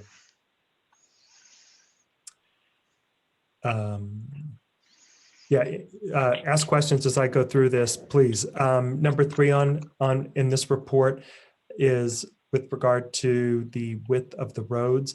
They are proposing 23 feet in width, 18 feet of asphalt, and 5 feet of curb and gutter. Our current ordinance requires 26 feet of asphalt and curb and gutter on either side of that, which would be about another 4 to 5 feet total. So these roads are being currently proposed at narrower widths than meet our current town codes. And I know that Ryan has addressed that in his report as well. So that's a discussion point that we would like for the applicant to address and discuss with the Planning Commission. I kind of walked through number 4, some of this open space. We're going through some of the calculations right now. This project originally came to the Planning Commission for conceptual approval in 2016. And at that time, it was awarded preliminary subdivision, a recommendation for preliminary subdivision by the Planning Commission, and then subsequently by the Town Council, an approval for preliminary subdivision. That's why tonight what you're hearing for this first meeting is the final subdivision. By way of doing some research, we were able to find a significant trail and pedestrian system that should be included as part of this. And we think that it's important that the Planning Commission ensure that those trails are noted on the subdivision plan as public easements, typical to most trails throughout the town, and that they do, of course, connect to the Parks, Open Space, and Trails plan.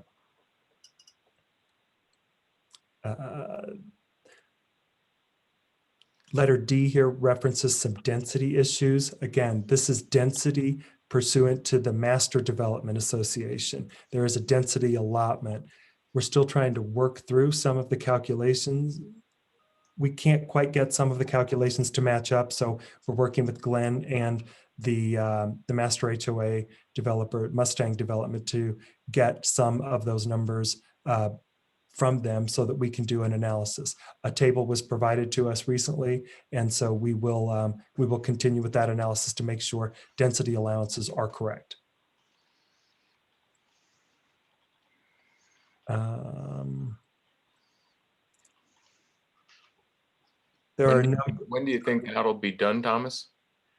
We did get 2 tables from them, actually, one relative to open space and one relative to the density. And so both of those have an impact on density. And so I'm hoping that we can do a comparison of those tables with our current door counts and our subdivision approvals and confirm that those numbers are indeed correct and do meet the MDA. I'm hoping that we can do that within the week. So certainly by the time you would hear this at the next meeting, we would have all of that information corroborated, or if we had an issue, we would be able to point that out specifically. Thanks. On the submittal plans, there were some retaining walls and some topography maps that were a little bit hard to read. We'd want to make sure that as we continue to work with Glenn through this process, that we have a better understanding of where the retaining walls are, top of wall measurements, top of wall elevation, and bottom of wall elevations. We didn't have that on the plan set that was submitted. We would need to better understand that, just so that we have an understanding what scale the retaining walls are being proposed at.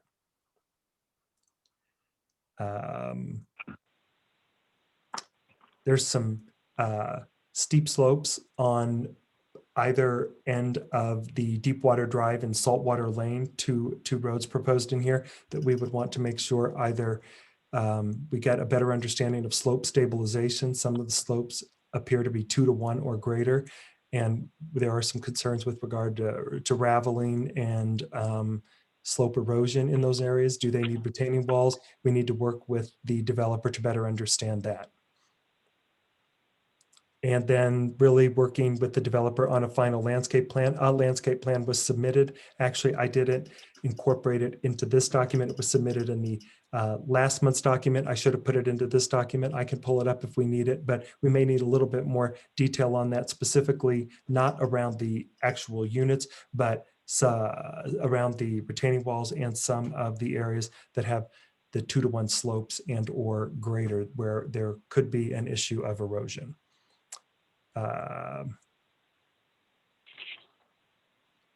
And some of this is density, some of the numbers we're working with, some of the numbers here you can see that was provided by Glenn recently. I will do that analysis. That analysis is not yet complete. And I think that's it. This is just outlining some of the specifics with regard to public utility easements need to be noted on the subdivision plan, as well as trail easements, et cetera, and the final landscape plan. Hey, Thomas, are you done? This is Glenn. Hey, Glenn. Yep, that is it for now. Some of the others are very specifics that would be conditions of approval and criteria. Go ahead. Okay, so yeah, let me just clarify real quick a couple points. So we're here tonight for 2 item agendas. Number 1 is Shoreline Phase 2A, amending some of those units. So originally we were approved for lots 1 through 16. Thomas, do you have that? Lots 1 through 16? Yeah. Let me see. It's kind of unclear. That was in just a simple PDF packet I sent you. Yeah, it's down in there somewhere. There you go. Can you spin that? Give me 1 second here.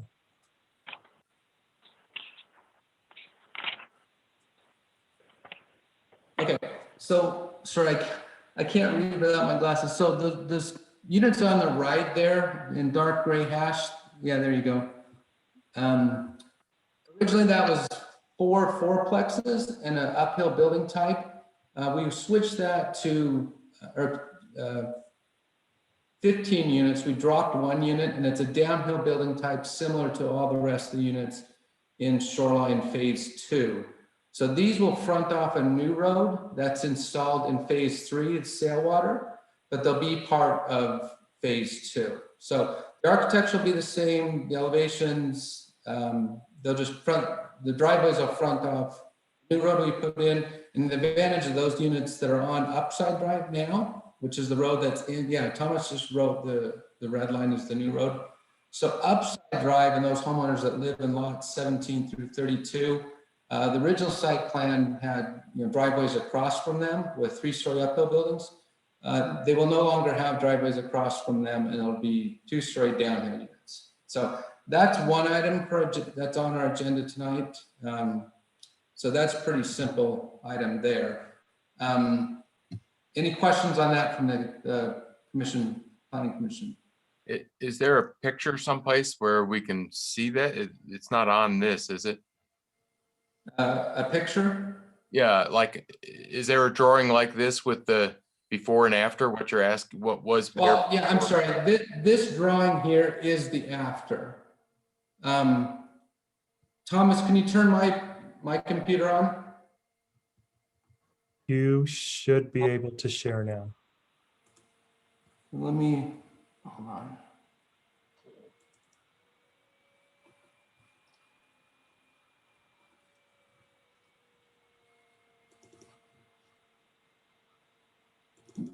Okay, can you guys see that?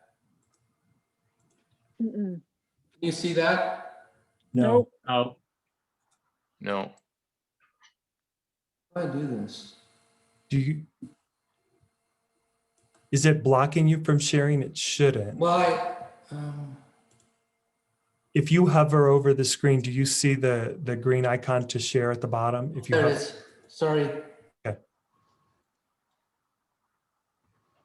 Now you can see my screen. no. Not yet. Mm-mm. Oh. Mm-mm. No. You want to send it to me, Glenn, and I'll share it? Who just said that?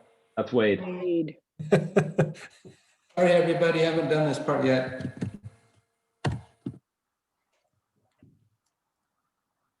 me make sure I don't have that.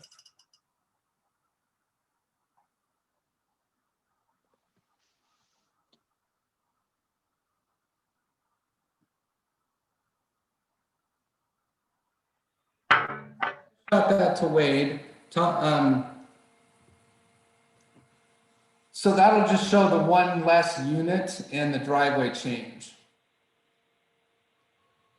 Well, and the homes that you're putting in there are larger than what were there before. It's the same downhill building type that we have in Shoreline Phase 2 now. So all the previous ones that we built, it'll be similar, same plans. So before we had a plan that we're not going to build, if we get approved here on this one, that was an uphill, a smaller unit, uphill to 3-story, kind of a garage on the main floor, and then a main floor living, kitchen, dining, and then upstairs. Okay, yeah, so there you go. So you can zoom in and see Upside Drive.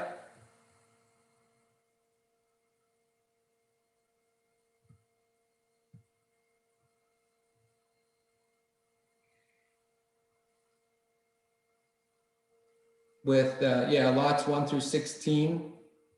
So lots 17 to 32 are built and homeowner occupied. And then those lots where he's drawn his mouse right now, those are the original plans, and we're proposing to amend those and change them to the downhill type fronting off a new road that will be installed in Phase 3. Okay, so you're putting in a new road above, and then the houses just kind of get flipped essentially so that they're the same kind as the other houses. Correct. So if you go back to Phase 3 site plan that Thomas had. Do you want me to share? That back up. Yep. 1 sec.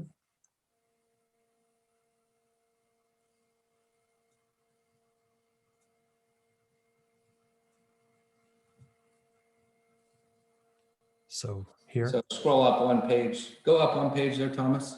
There you go. Kind of zoom in a little bit.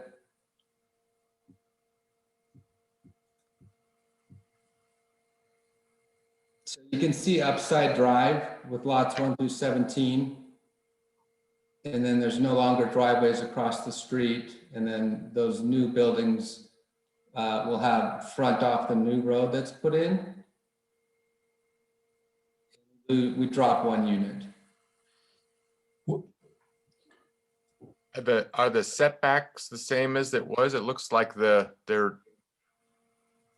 No, the setbacks are, well, the setbacks are, the minimum setback's 20 feet, and that's the driveway side. There's more than that behind the buildings to that curb below.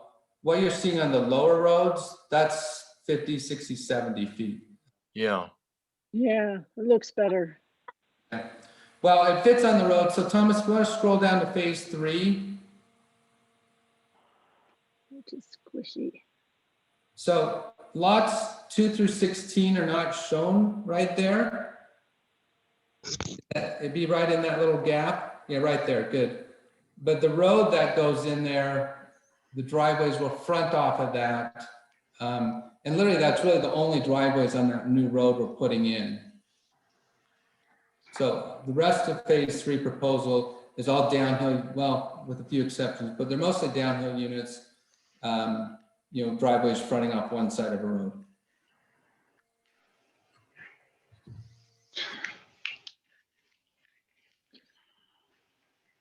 And these roads are the 18 feet wide roads and no sidewalks? The new roads are all 18 feet wide and no sidewalks? Nope. Well, that's another point I'll clarify on the new roads in phase 3. So currently they're in phase 2, they are 23 feet wide, back of curb, and that's what we originally approved for, and that's what we put installed. So on phase 3, we're willing to go to 26 foot wide, back of curb. So 3 feet wider than what we've had in the past, and that'd be 3 feet wider than on this original proposal. So of note though, all the roads over in Deerwaters are also 26 foot. We have the modified curb that can be driven up on.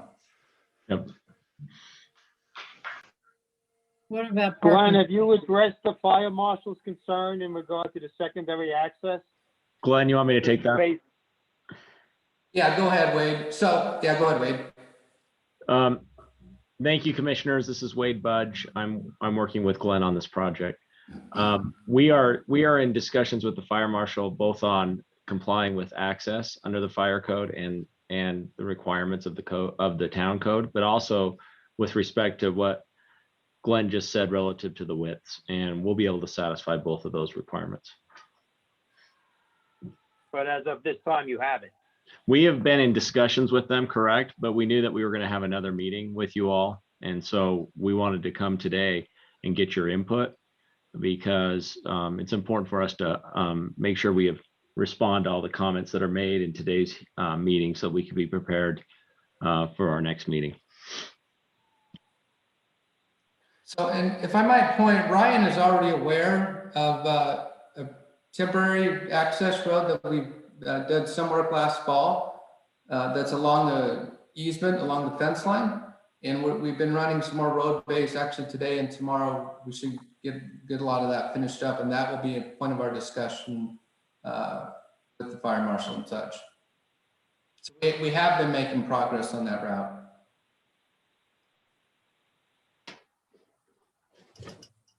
So what about parking spaces? What's Are that? there any guest parking? Okay, we'll get to that. Let me cover up the couple points that Thomas made. I just want to clarify. The retaining walls have all been updated on the civil plans that were submitted to TO Engineering just a couple days ago, and I understand they haven't had a chance to review those. So all the updated drawings are done with the retaining walls. It's got the bottom elevation, it has the top elevations. I also submitted our geotech engineer's report on the design and inspection criteria that they'll be doing. So those are all that has been addressed on the recent set of plans that's been submitted to TO. They just haven't had time to review those. And then Thomas mentioned about slope stability. There was some plant or slope on the original civil plans that they reviewed in January.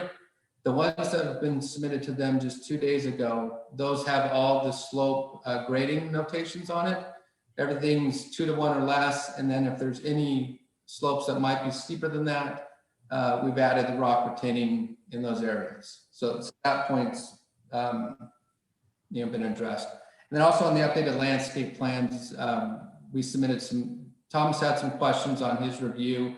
We put on 2-inch calipers, 6 to 7 foot trees, all 5 to 10 gallon plants. Those have all been updated, and Thomas has those, and I could share those if you need to as well. So anyway, those are the points that Thomas went over for the original. So again, we have 2 items of agendas here, phase 2A amend, and then phase 3. So we haven't really got into phase 3 quite yet. Perhaps I suggest maybe. Glenn, I have a question for you. What happened? What's that?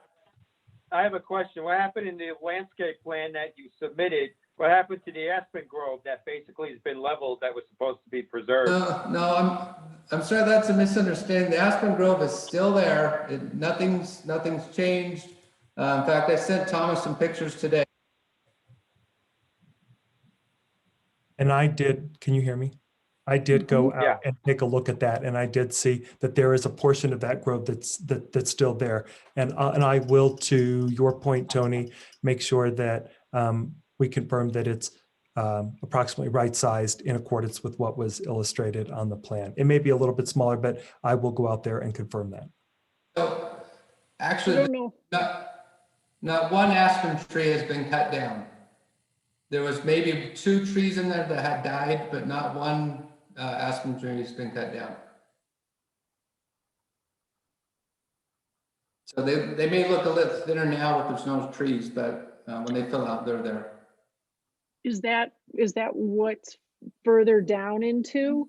Is that what you're talking about? Yeah, the aspen trees were never in phase 3. The aspen trees are down where they're at. Right. Yeah. Phase 2. Yeah. So, Thomas, if you scroll up to, if you want to post the landscape plans, that shows phase 2 and 3. Do you have those I just sent you today? Hold on. I have to stop sharing for a second. So keep talking while I pull that up. This is the one you emailed me today? Yeah, I sent you one today or yesterday. The updated, I think it was a couple days ago, the updated landscape plans. Maybe I can try to share again. While you're trying to share, I'll just give you my take on this. I thought that phase 2 was, fairly well designed, and you kept that grove, and there's some open space, and there's plenty of room between the different rows. But the third, the 2A to the 3 is so squished. And so, I mean, it looks like they're almost on top of each other. That's a little concerning.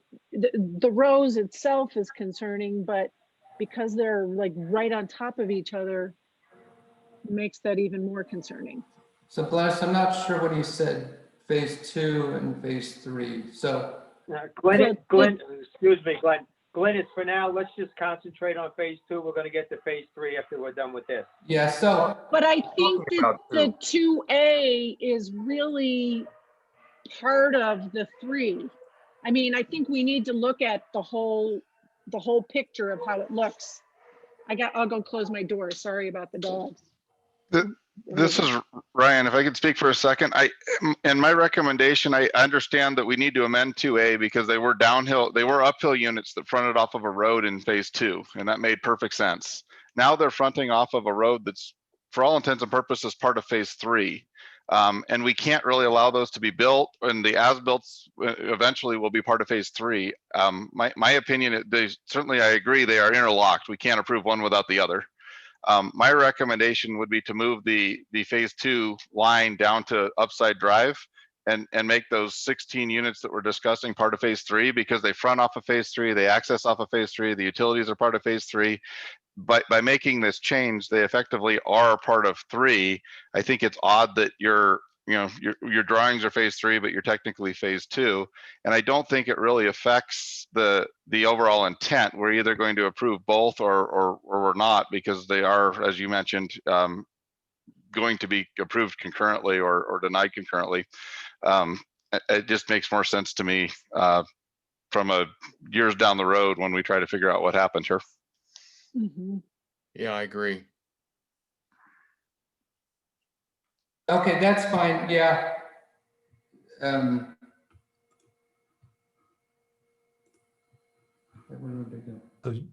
Ryan, you're speaking to this section here. Yes, my recommendation is to it's the same process. We have a phase 2A amend and we have a phase 3 approve, which is what we're discussing tonight. So the applications stay the same. It's just a technicality where we draw the line, because those units, as you can see on the screen there, we have units one, yeah, those units there that you've highlighted, and then you see that portion of road that it comes from phase 3 and then goes into phase 2 and then goes back into phase 3. And then on the other drawing that was up a minute ago, there's a section of road that's omitted from phase 3. The design plans that have been submitted don't show that gap. They're just one set of plans, which is the way I would like to see it. So my suggestion is that we just add that road to phase 3 along with the units. Unit count for phase 2 goes down, phase 3 goes up. At the end of the day, if you don't know about the phasing plan, the overall project looks exactly the same. And I'm fine with that if that would make some better clarification. We just need to check with our HOA, because these new buildings would still need to be part of the phase 2 HOA, since they're similar building types and such. But if that helps clarify, that'd be easy to do. I think the next town, oh, sorry, go ahead. I was going to say, can you answer my question about parking? And Are there any, I think the parking will come up in phase 3. And I can share my screen to show that if that would help. Okay. This is Wade again.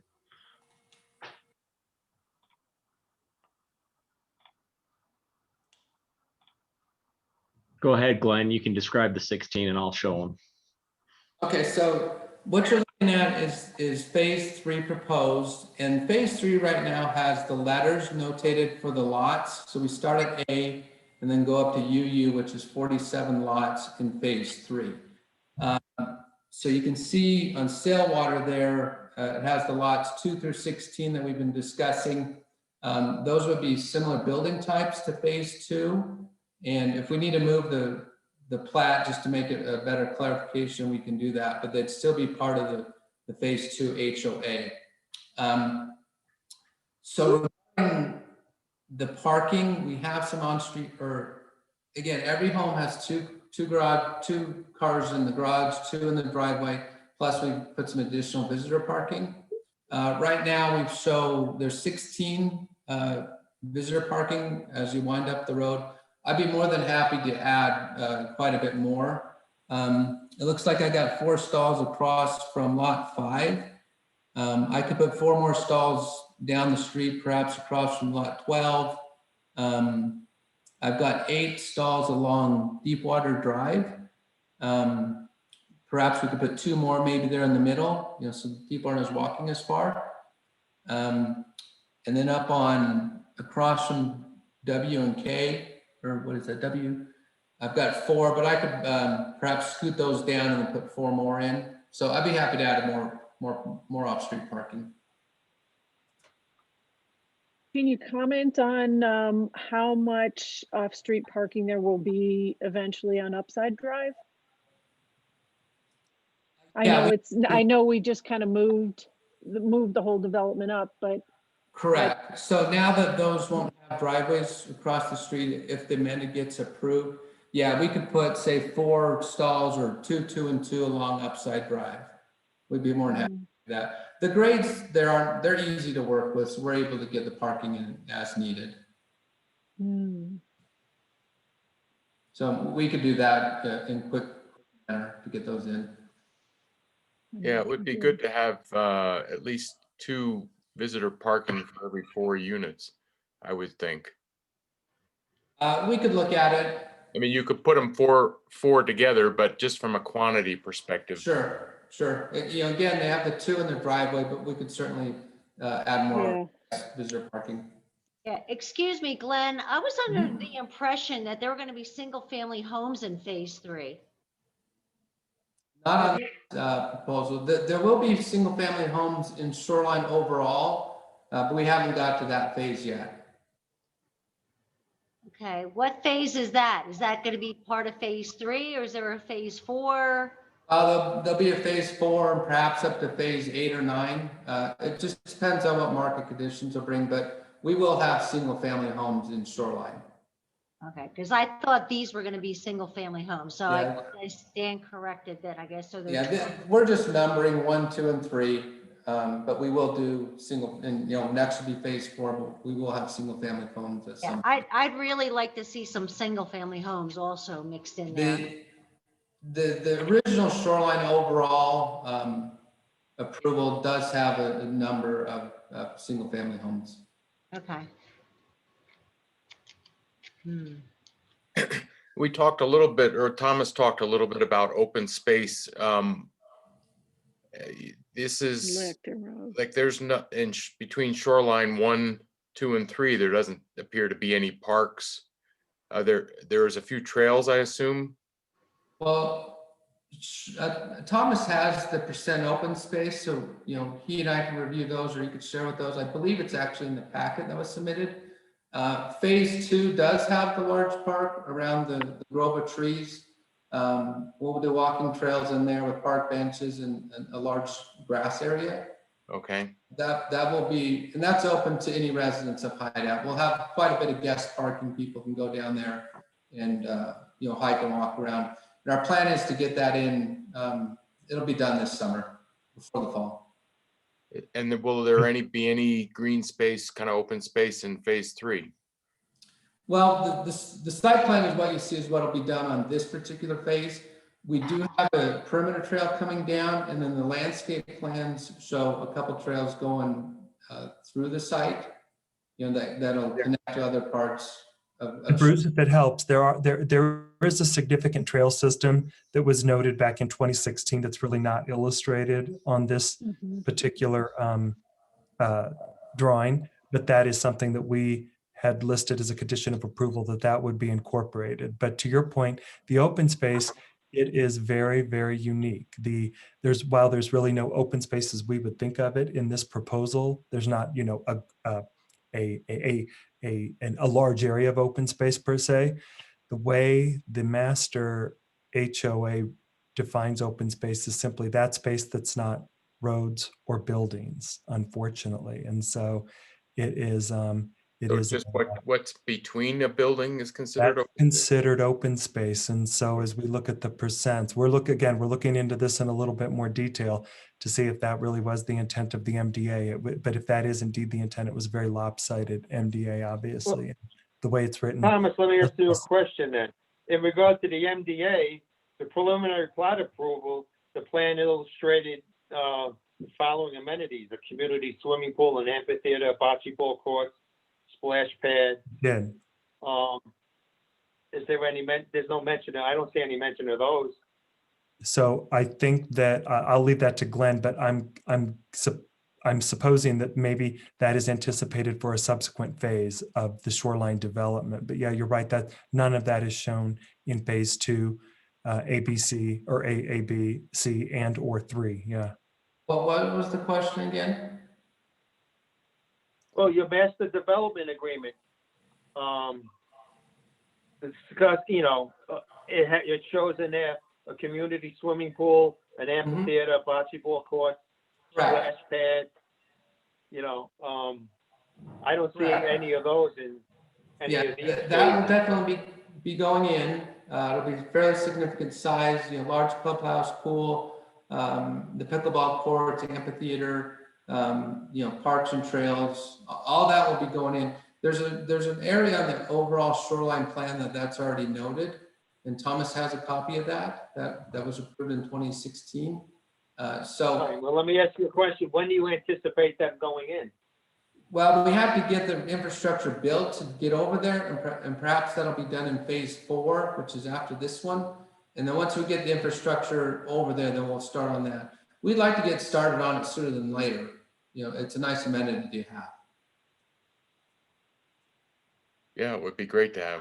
Yeah, right now there's no road or infrastructure utilities to where that would be. That would be incorporated perhaps in the next phase 4.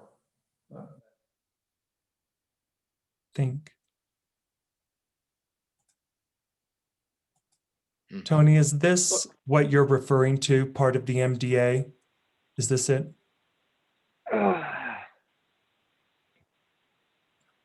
Yes. Yeah. So there, you can see that the area that we're looking at is roughly, well, I could probably draw it. It's roughly this area down here, 2 and 3. Mhm. So north is to the left on this one. And so there's, this is the Aspen Grove in this particular area. Here, let me try to get annotate. Can you guys see that okay? So this is kind of the area that is phase 2 and 3, actually. Maybe this is really phase 3 right here. Does that make sense to everybody? And then you've got 1 over here. And so I think Glenn, correct me if I'm wrong, this is from 2016. This is kind of the amphitheater, park, pool area right here. This is kind of the open space area.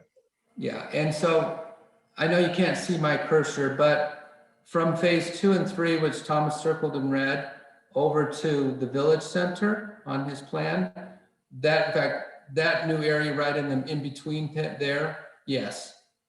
That would be what we propose as phase 4.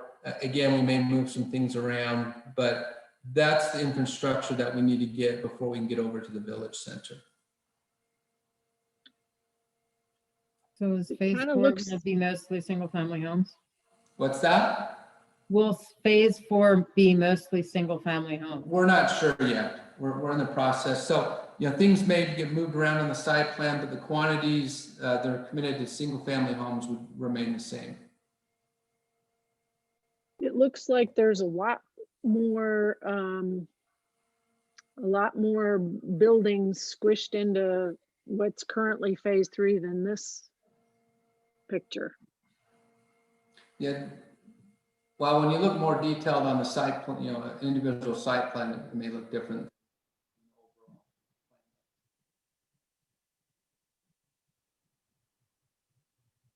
So any other questions on phase 2A amend? And we can call it, we could perhaps move it to phase 3. It's just those lots 1 through 16, we need to change to lots 2 through 16. We just lose 1 unit in a different building type.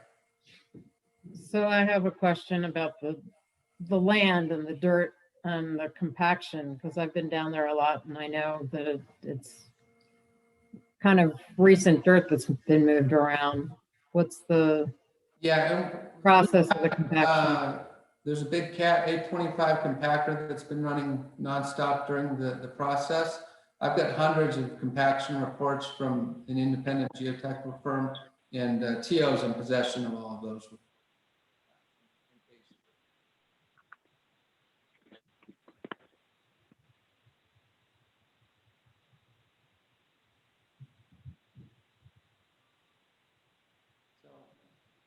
And I guess we've got 2A amend, we need to separate, or Thomas, how do we do this? We separate that item before we move to phase 3, or what? Tony, I'll leave that up to the chairman, but Tony, do you want to separate public input with regard to 2 and 3 as well? Yes. Okay. So at this time, does any other members of the commission have any questions for Glenn or questions to Thomas in regard to phase 2? Yeah, I have a question for Glenn. You said you took one lot away. Why was that? And what do you think about taking another lot off the other side? So it's kind of like looks even, a little more symmetrical there? Well, we've been approved for 16 units, and those are already platted lots. We're just simply going to put a different building type on there, and the way it lays out, it drops a unit. So I see. we lose 1 unit in that phase, and if we move it to a different plat, that'd be. Okay, all right. Thank So you. they'll fit in with the rest of Shoreline Phase 2, the architectural and stuff. What was that again? Yeah, like I mentioned before, it's the same architecture on the homes that are built now in phase 2. Okay. Are you So gonna any have other questions? Yeah. Go ahead, Donna. But just real quick, the variability on the facades, are they gonna just be 2 different facades? Or, you know, can you increase the number of variability in what they look like from the outside? Well, we have two different building types. Right. And yes, the elevations do change. And then we have the color palette. And each building type actually has different amounts of stone, real stucco, and wood. And there's actually down on the lower part of phase 2, there are some different buildings. It's similar, it's already approved down there, but yeah, there's different facades. So the ones we're placing, we're going to do similar to what's been on Upside though. And that was also noted, Donna, to your point, that was noted in our staff report as well, that the variation doesn't meet the town's current code with regard to the monotony clause. Thank you. Yeah, that's, I was concerned about that.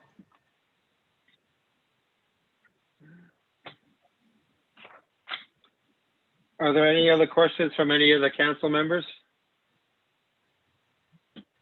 Okay, then at this time, we'll open it up for public discussion strictly to phase 2 as to what was discussed here and now. If anyone has any questions they would like to submit, please state your name first. Bob, are you on? I am on now. Yeah, I have a question. I can see from my backyard down near phase 2, it looks like a lot of dirt work has been done, and they built what appears to be probably a 40 vertical foot high massive plateau. So my first question, is that part of phase 2? And then secondly, that appears to be in violation of the HOA guidelines 4.2 to not materially or significantly alter the natural lay of the land, the original landscape. Can you comment on that, please? Bob, I'd be more than happy to meet you on site to discuss exactly what we're talking about, you know, where the delineation between phase 3 and phase 2 is. So, yeah, it's hard to speculate what you're talking about. I can meet you tomorrow if you want it. Yeah, if you wanna message me your contact information, if you could spare a few minutes, I'd like to get some clarification on that. And for those who don't know what I'm talking about, when you look to the west, over by there's a small pump house. I believe that's a sewer lift station, and right off the dirt road that was recently built, that's where the massive dirt. Oh, Bob, yeah, can you tell me what that is? You're talking about. We've stockpiled. If you're talking about the pump station that's been there for quite some time. Yeah. Green roof. Is that what you're talking about? Yeah, and then just adjacent to that, to the north, is just a massive plateau of So dirt. There's two piles there. One is a big topsoil pile that we did all the grubbings from phase 2 and phase 3. So that's just stockpiled. So we put it back after when we do all the landscaping. And then there is another pile that's been some import fill material that is in the process of actually getting compacted in place where it'll go. So those will go away. So it's just a temporary storage for now.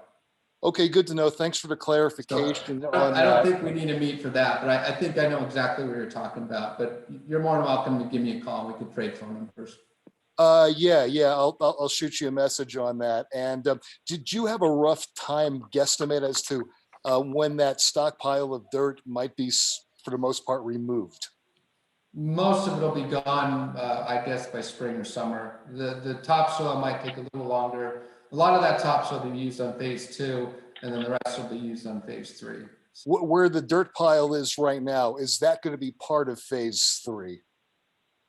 I think with the dirt pile you're talking about, it would probably be in phase 4, or piling, and then it'll get moved to a future phase where we need it. Okay, thank you. So we can trade numbers, Bob.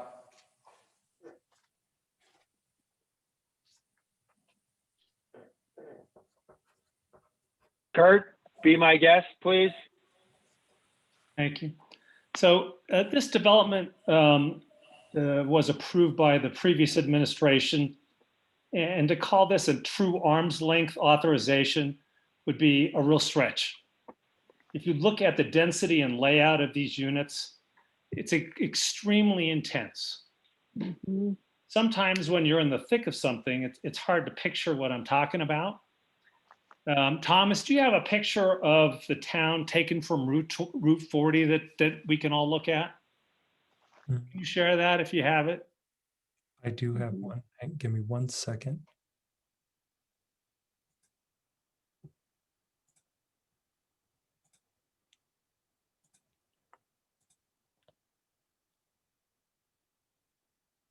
Can you see that? Yeah, I can. So, I mean, I think this, because we're now in the thick of it, sometimes we don't see what the rest of the world sees. And the rest of the world sees, I think, a extremely dense and packed in development with no variations, no space in between units.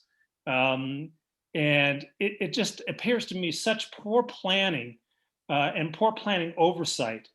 I would urge the planning commission and the town council, I'll do this as well at the town council meeting, just like Nate Brockbank did with his development, to really to go back to GCD and see if we can improve the layout of this this project. Because if we allow this project to continue at the pace and in the fashion that it currently exists, our whole town is going to look like nothing but mini townhouse developments stretching across the incomplete land mass that you're looking at. It really is very troubling. And you know, you talk about one individual, and I can't remember whether it was Donna, talking about variation in the layouts of the units and the facades. I have a good friend right and right next to Donna's house. I can never find his house. It's because they all look exactly the same. It's impossible to figure out where you are. In addition, I think that I really would urge GCD to re-examine what they've done going forward, to try to come up with this a better plan than what they currently have, because once this is built out, I think this will be used by planning professionals across the state as what not to do in a town. Thank you. Thank you, Kurt.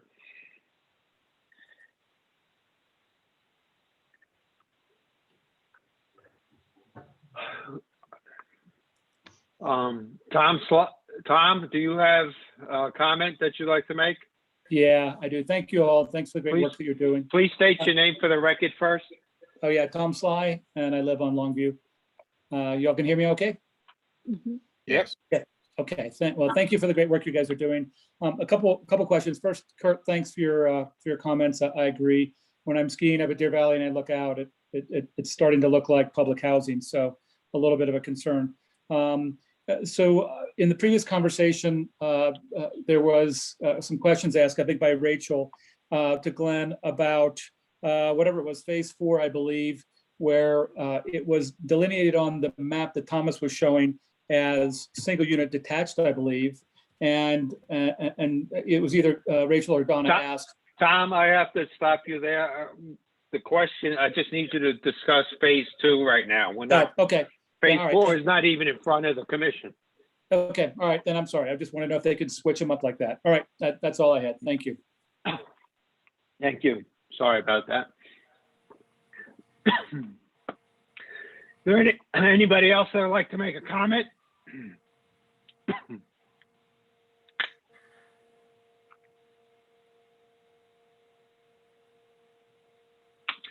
That being said, there be no further questions raised from the public. We will close public discussion on phase 2 and move on to phase 3. Thomas, do you want to give us an overview, or you want to just let Glenn go ahead and talk about what he's asking for? I'll let Glenn go ahead, and then I can infill some information. Some of the recommendations, some of the issues remain the same with regard to density, the monotony clause, retaining walls, some of the slopes, et cetera. So some of our issues are applicable to both 2 and 3. So I'll let him address his recommendations or his Okay, proposal so- for 3. Thomas, I wish I could figure out how to put things up. Could you What pull up the document? packet, maybe scroll to the overall site plan? Or Wade, put the phase 3 site plan that I sent you. If you could post that. Yeah, okay. So, thank you. So yeah, this is phase 3. Like I mentioned, it's 47 units. For the most part, they're duplexes. We have one 3-plex on there to get to 47. It's over 9.3 acres. And, you know, the current road, Recreation Drive, is in, down Wake Rider Circle over to Upside Drive. So the new roads would be Sailwater and Deepwater Drive that kind of winds its way up and tees into an existing road stub out. As mentioned, we'd make those 26-foot wide curb to curb. So we did accommodate a stub to the north. You can see just below the H or below the S. Yeah, right there. So that's stubbing to the north to the future Lakeview or Lakeview Estates, I believe. And that's the developer to the north. And as Ryan mentioned earlier, I believe they're working about the same time. So we would tie on to their road from that point. So that's in a nutshell. Basically, it's a 47 lot subdivision. We have submitted landscape plans. We've done some conceptual architectural plans, but those eventually are approved by the design review committee through the master HOA. TO has the updated civil drawings, and you know they're 25 pages long, so they'll have to comb through all those, and we can work with Ryan at TO Engineering directly on any other comments that they might have. So, you know, basically that's Shoreline Phase 3 in a nutshell. And Glenn, am I right to assume you have the same issues in regard to secondary access with phase 3 as you do phase 2? No, well, phase 3 would have the secondary access as noted. So it's not necessarily. As noted where on the plan? What's that? As noted where? It's right there below the S that would tie into Lake Shore. You're right there.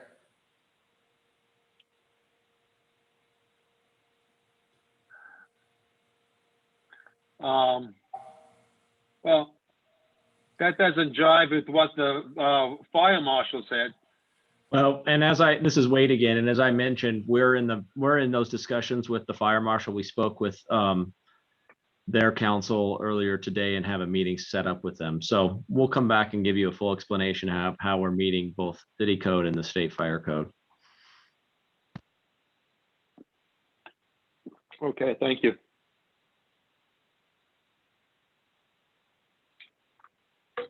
So here you're going to have both uphill and downhill models. A majority of them are downhills. There's, let's see, 1, 2, 3, 4, 5, 7 uphill plans. So they'll be similar style architecture, obviously to be a different building, but similar architecture, materials, colors, but it'll break up the elevations quite a bit.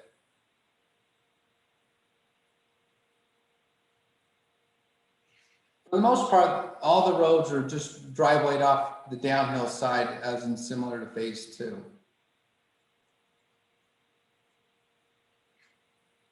And these there's no breakup between the units as far as setbacks like you have in phase 2 in your fourplexes. There's some different lengths of driveway and different setbacks to the doors and things. These are going to be straight across, just big triangles and with two. No, the lot is simply the box that the home will sit inside. There'll be some setbacks, some variations in setbacks, driveway lengths, roof pitch, but we'll work through those details with the design review committee.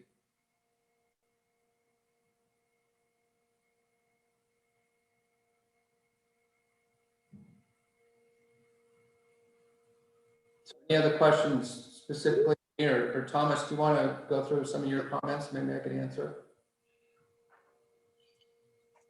Glenn, do you show on here? I was looking for the document. I know back in 2016, there was a pretty extensive trail plan illustrated, but I didn't see that in any of the submittal packet. Maybe you. That's in the on the landscape. It's on the Go ahead, landscape. Wade. Yeah, it's on the landscape page, and it's in your staff report, Thomas. If you turn to the end of your staff report, you'll be able to see that. I'll stop sharing.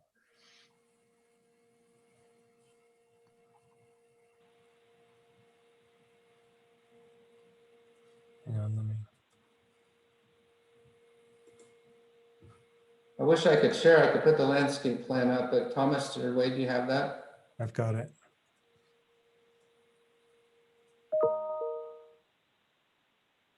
Is this what you're talking about?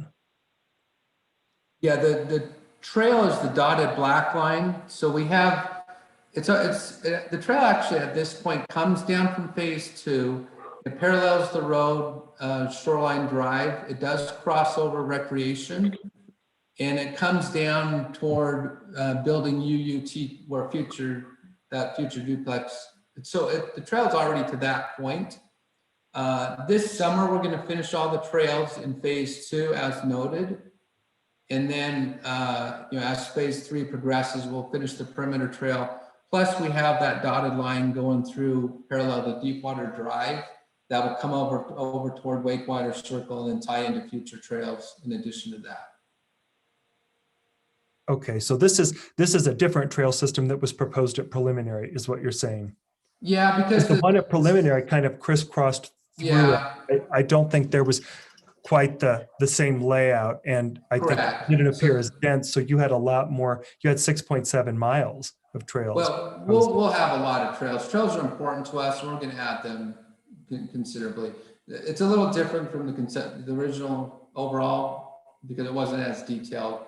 So, we'll add more in.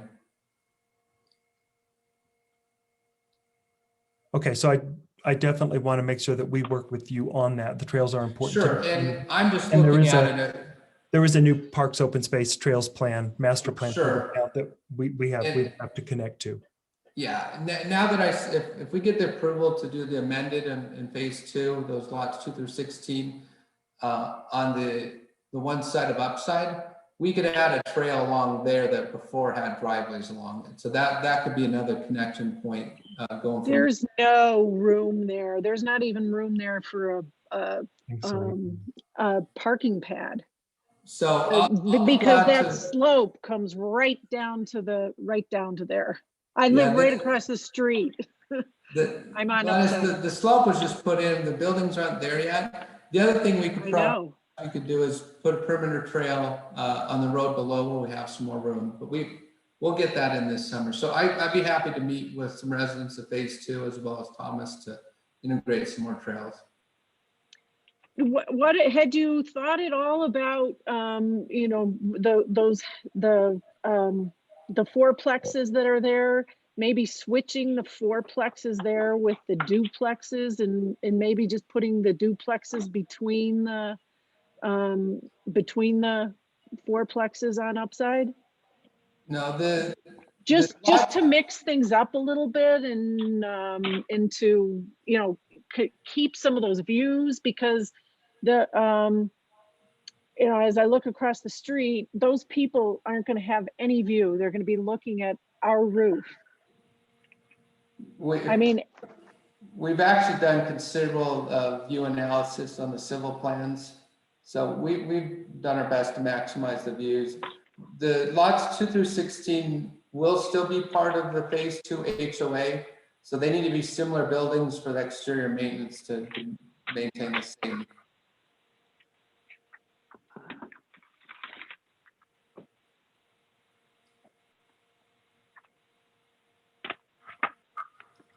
Thomas, we can put a note I can add the extra trails on that site plan to phase 2 and perhaps some more in phase 3.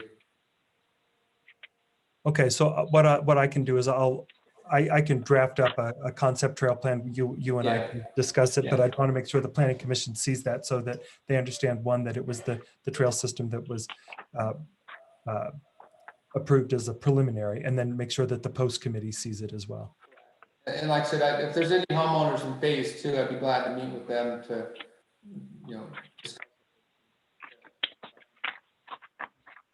I'd also like to know if there's any way to add more landscaping, more trees or shrubbery around. So if Thomas has the updated plans, and we're really big on landscaping, so yes, we'd like to add more trees and shrubs. We have a plan around each building and then the pocket areas. And yeah, we can add some more landscaping along the roads there in the entrances and such. Nate, I think as part of that landscape plan, we'll want to get into some detail, especially in areas where there are significant slopes to make some of the hairpin turns. Right. Because we'll want to ensure that slopes are landscaped to prevent the issue of raveling, erosion, et cetera, because that's been a significant issue in the past, and we'll just want to make sure that that is addressed. Because we'll be more than happy to do that. Landscaping and trails. The way this is laid out right now, you've kind of got 1, 2, 3, 4, 5, 6, 7, 8, 9, and then a small 10. But everything is so layered. I think that really creates significant slope issues for you that we'll want to address in terms of landscaping. And correct. I think that, to the planning commission's point, the issue of some setback variation, different architectural styles will be required. I'd really like one of those rows taken out personally. Yeah, the density is It's just overwhelming. I mean, I think phase 2 down at the bottom there, you're going in different directions. There's a nice little park, there's space. Up here, there's like no space. I mean, it just looks so squishy to me. I mean, to me, it just seems like a Philadelphia row home. Like homes, Yeah. which is better for the homes, but it takes up a lot of space.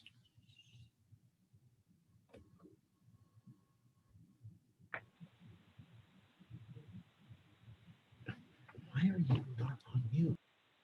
Yeah. Would you consider any less density, Glenn? Wade, do you want to chime in? You there? Oh, we're happy to, I mean, this is again, Wade Budge. We're happy to take your comments. We're going to be making a few revisions between now and the time that we meet at your next hearing. What we're doing is we have an approved amount of density, and we have obligations to act in accordance with the MDA. And so that's what we're doing, and we're being held to every standard that's in that MDA, and that's our commitment. We'll certainly take the comments that have been provided because we're looking for a positive recommendation from this group. So we'll evaluate that request, but right now we haven't been shown any kind of where we are varying from any dimensional restriction or requirement that applies to this project. But with that being said, that doesn't mean we're not listening, so we'll look at it. Thank you. Yeah. Yeah. I have another question. Will all of the homes in phase 3 be sharing the same mailbox as phase 2? Or is there going to be a mailbox put in somewhere up there? That's a question from the postmaster that we need to work with direct. So that's a good question. Personally, yeah, I'd like to see a different one for phase 3 than phase 2. Yeah, there's one over there for phase 1, which I also believe houses some of the Longview and Lariat Court homes. So I'll do my best to have separate mailboxes, but that's going to be up to the postmaster. And then where would you put it? If you, Yeah, that I was gonna say, there's no room to put it anywhere. Yeah, again, that, they have pretty strict rules on turnarounds and they can't back up their cars and such, but we'll figure it out. I'm guessing maybe up at the very top. Yeah, perhaps you're right at the top as it turns in, by units. I can't quite tell, it's too small, but those units right at the first. They can just drive down the road to the next.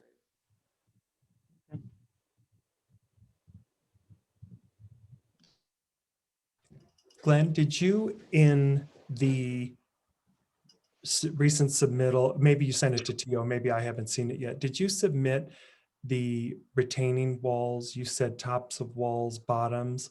What are your heights of, what are your average heights of walls? I know some of them were quite high on the original submission, but not Yeah, all were illustrated. I looped in our geotech engineer, IGS. In fact, I believe I sent that to you today. They've done all the cross-section design of the walls. So I can't answer that question. I'll defer to the report IGS did. And Thomas, perhaps you and I can meet, and Ryan, you as well. You know, if Deerwater is just moving forward and also Lakeview, perhaps their grading plan might tie into ours better, and we might be able to eliminate a retaining wall on the north property line. So I think that'd be beneficial to all of us. I just don't know what they're doing on the other side of the property line, but you know, if we can work together, we might be able to do that. That's that road there is the upper tie-in to Lakeview. I believe so, yeah. I haven't seen Lakeview's site plan, so I don't know. It's right. Because there should be a lower one as well. There is, it's not shown on this plan, but the one that's shown here is the upper one. There is a lower one that Lakeview has to construct it down in phase 2C, I believe. B or C. I think that one is probably right around here. Is It's that further down. It's lower. Is it lower? Yeah, it's down there by unit 79. Keep going down, Thomas. Right in there. I believe that's where. This low? Okay. So yeah, to answer your question, Thomas, I don't know the heights, but again, if you and I and Ryan, if we could perhaps have a meeting with Deer Waters or Lake Shore, eliminate some of those and work together on it. Okay.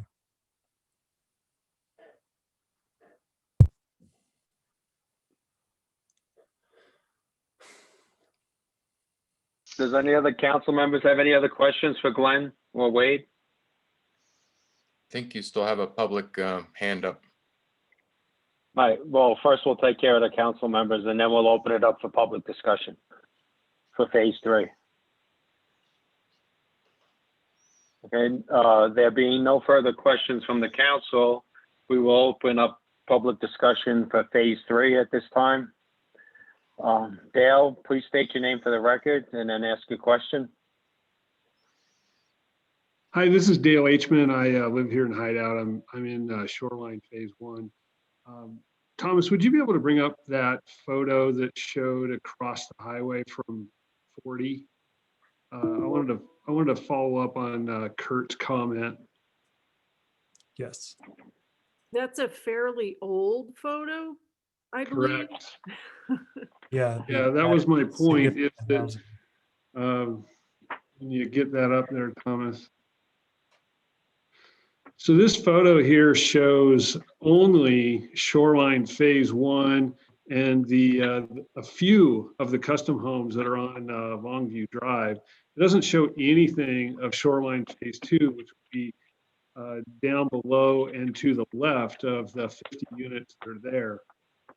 And to the other Planning Commission members' comments about density, I would like to see the commission push back strongly on GCD, just as you did with Nate Brockband and Deerwaters, to remove at least 25%, like 15 of those units to avoid this just mass of homes. The duplexes in Shoreline Phase 1, I think are very nicely designed. They are unfortunately stacked very tight together, but the fourplexes that are part of Shoreline Phase 2, in my personal opinion, I'm not a designer or an architect, I think they look terrible. I mean, it looks like row homes in New York City. And this is not New York City. This is Hideout. This is paradise, as many people refer to it. So that'll be my first comment. The second question that I have, Thomas, if you'd be able to bring up one of those last drawings that you had. I had a question about Deepwater Drive as it snakes through.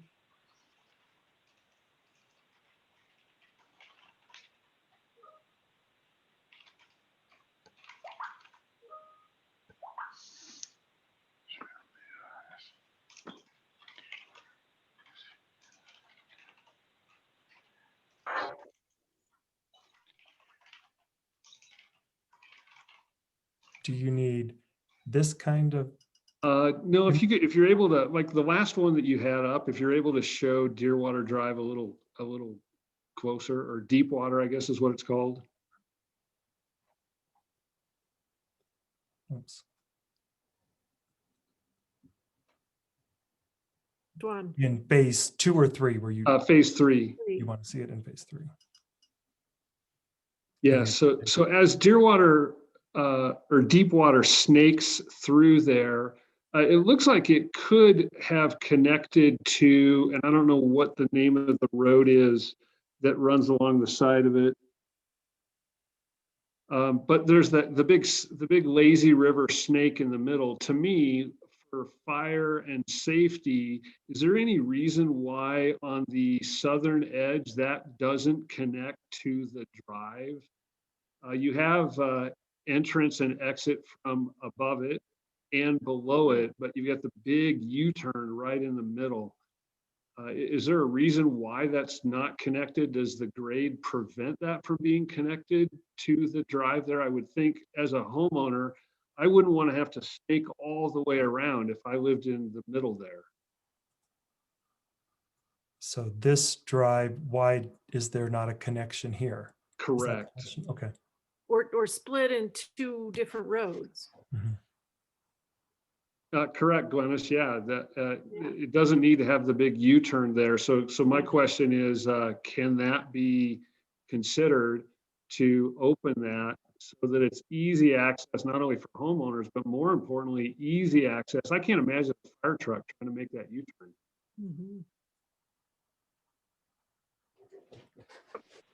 Dale, I believe that's what they're in discussions with. That's part of what they're in discussions with the fire marshal at this time. Okay, my the fire marshal has exhibited some concerns as there being no secondary access. Right.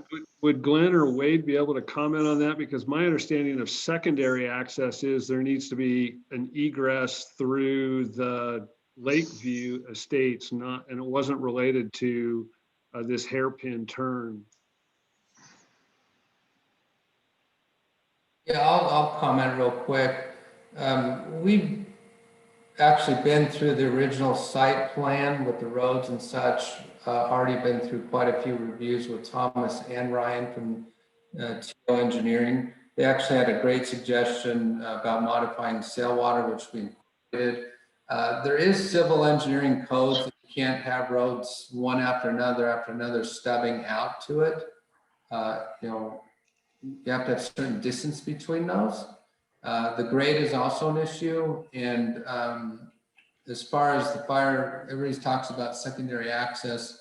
That's for the whole shoreline phase as a whole, not for every little road. So as mentioned, we're in discussion with the fire department to get those final questions answered. So.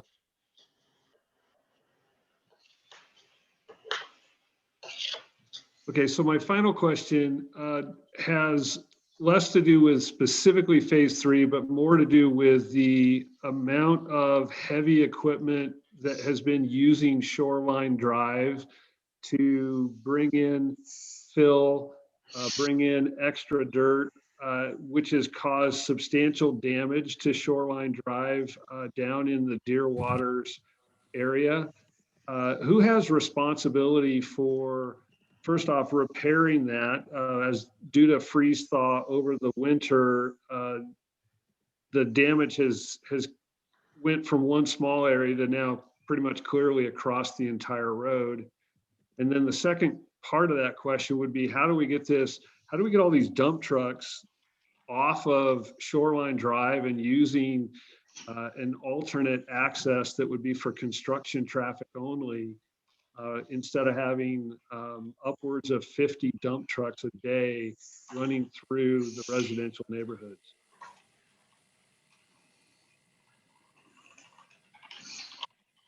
I was at the council meeting last week, and I believe the mayor said that they were now having the dump trucks go down on the road that fronts the park. So they should no longer be on the road. And he did say who was going to be fixing the roads, but I don't recall who was going to be fixing the roads. So how do we either enforce or encourage the drivers to realize that there's supposed to be alternate access? Because I have been behind dump trucks this week. So if this is something new, it sounds to me like it hasn't been communicated to the people who are actually driving the trucks.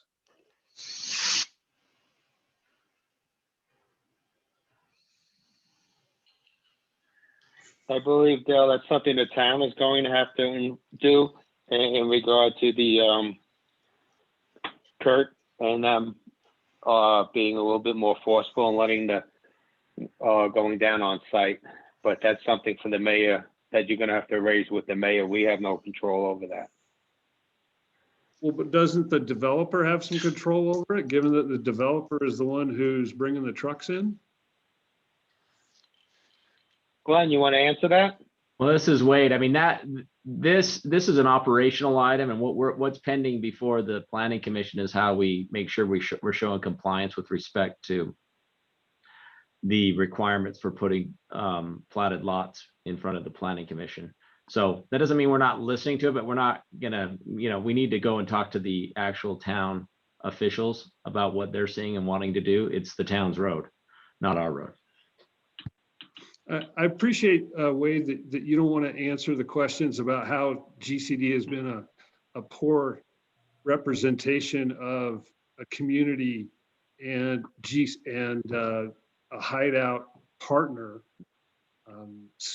However, as someone who lives here and who has went through about a year now of heavy equipment running through our residential streets, I'd like the planning commission to take into account the fact that GCD doesn't want to be responsible for that, that instead they want to push it off onto the town council and the mayor. So with that, I don't have any more questions, but I would like to voice my displeasure with that. But that's fine. This is again, Wade. It's not that we're not answering it. It's that we're respectful of the planning commission's role, and we're respectful of what the planning commission is tasked with doing. And we're not looking or undertaking invitations to enter into topics that are unrelated to that.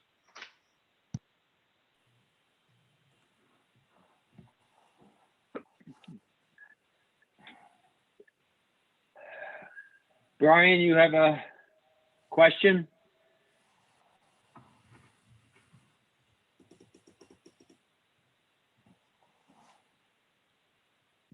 Okay, how about Carol? Can you hear me now?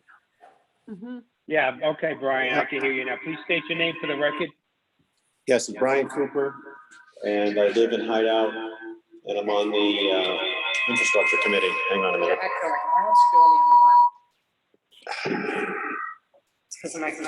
Yeah, sorry, I got to move to another room. So My question is actually related to the infrastructure committee's issues we're having with shoreline phase one that we don't want to repeat in phase 2 and 3, which has to do with the retaining walls or lack thereof on some of the road cuts. We'd like to avoid the raveling safety issues that we have currently now with phase 2. So I just wanted to make a comment that I'd really like to see GCD work with TO engineers to come up with a suitable plan for either slope erosion remediation or cutting back the slopes enough to avoid the raveling issues that we have in phase 1. Secondly, one question I have, which I don't know which phase this really relates to because it was in between phase 1 and phase 2, but the trail that was put down along the northern part of Shoreline Drive seems pretty rough. Is that considered, that trail considered finished? Because it doesn't seem it was graded very well. Or is that just a rough in and then it's going to be fixed in a later phase? Brian, I'd be happy to meet with you specifically with the area of trail you're talking about. Yeah, and it's, native hiking trails. It's not a asphalt trail you can ride a bike on. So many of you may know Hans. He used to be on either planning commission or town council. He's a professional trail installer that we hired to install all the trails, and I believe he's actually done other trails in Deerwaters and other parts of Hideout. Yeah, my concern was the trails they put in Shoreline Phase 2 were quite good, right? And they have a lot more switchbacks and they're steeper. They're actually done very well. The one that goes along Shoreline Drive just seemed like it was a really quick bulldoze, and they left a lot of rocks and ruts, and it's not very smooth. It's actually not very easy to hike on. Brian. That's just temporary for now, so we can connect phase 1 to phase 2. As future phases go in, then the trail will wind down that slope with that switchbacks into future phase 7 or 8, whatever we call it, and then it'll start tying to the other ones. Okay, all right. That's just temporary for now. All right, thank you. That's all I have. Okay. Thank you, Brian. Carol, do you have a question? I don't have a question. I do have a comment. Unfortunately, Dale Please beat me state your to. name first. Oh, okay. Carol. I'm Carol Hazelton. I live in Shoreline 1 and I am on Hideout's Town Council. So some of this will be coming before us. But I just wanted to make basically the same comments that Kurt made and that Dale made, that the photo that was taken from across the Jordanelle didn't show all of the homes. It did not show Deerwaters either. So we're just looking at row after row after row of basically straight houses and extreme density. And I just don't think it's appropriate for Hideout and what the original intention of Hideout was and what people who bought here were anticipating. That photo is almost 2 years old. So I just want to reiterate those comments. And then as to the roads, I'm also on the infrastructure committee, which met yesterday. And we did talk about that service road for the trucks that go down to Shoreline 2. And I was told, I believe it was by Ryan, our town engineer, that that road does need to go in and that it is not been completed. And now we're going into mud season. So I just wondered what's going to be happening with that road, because it does impact all the rest of people in Hideout, or at least on our, I believe it's our western side. So I think the road is important, and I'm sure it will be brought up at our next town council meeting. That service road. So Glenn, can you talk to that, please? There's sound coming out of my phone. I'm sorry, I'm just hearing a lot of feedback. Was there a question for me about a road? Yes, are you going to try to do something about the service road for all the trucks that are still now servicing Shoreline 2? Okay, when you say surface road, I'm not exactly sure what you're talking about. And just so everyone's aware, we haven't had trucks bringing in fill for a bit now. So if any trucks you see around, we're bringing some in for gravel for construction of buildings and such. And I think the service road you're talking about, maybe the secondary access, and like I said, we'll be in touch with the fire marshal and powers that be for that discussion. So I mean, there's more trucks around that are just other developers and builders, not just. I live in the house that I live in, I can look right down on the road and see the trucks. It seems to me that all those trucks are going to Shoreline 2. We've got a few bringing in building materials that we need to construct homes right now. They're still damaging Shoreline Drive.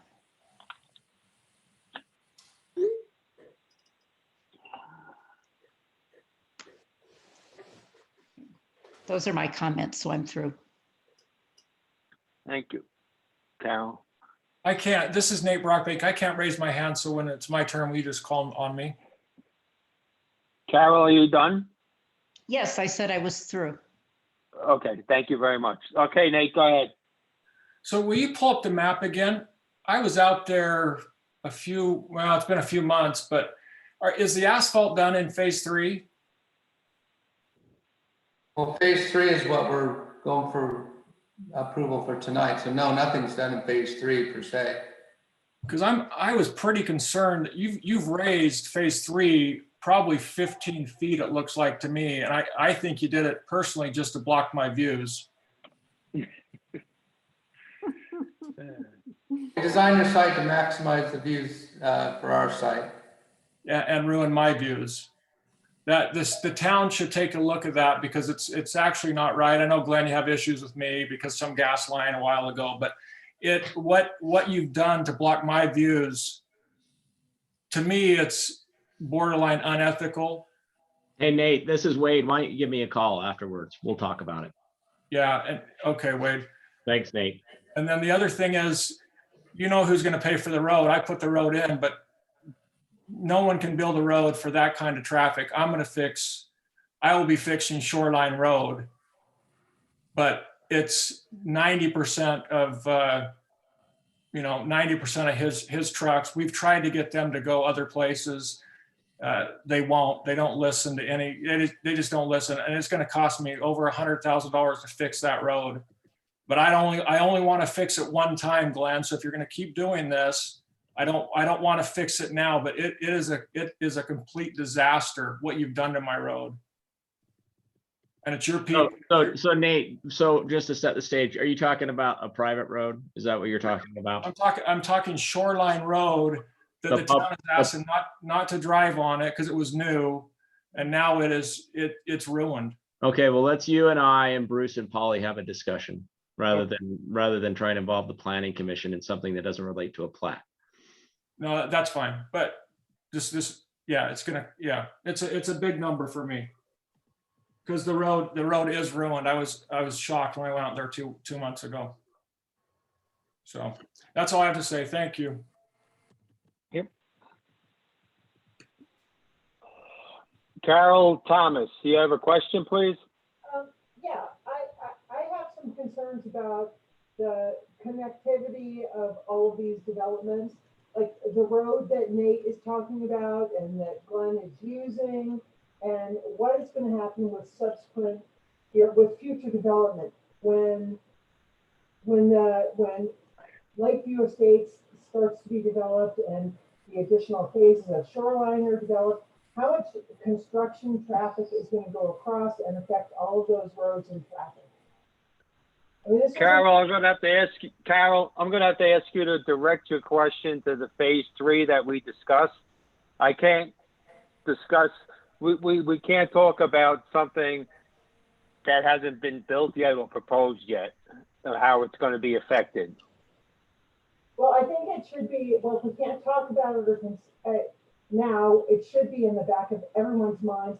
How are all of these developments going to be connected with Deer Waters going into Lakeview Estates, going to Shoreline, and where the people are going to park to get access to the different amenities, and they're going to go down to Jordan Mill. All of that needs to be considered as a whole, not just as. You're right, Carol, it does, but until a plan is proposed to the planning commission, there's nothing to discuss in regards to that.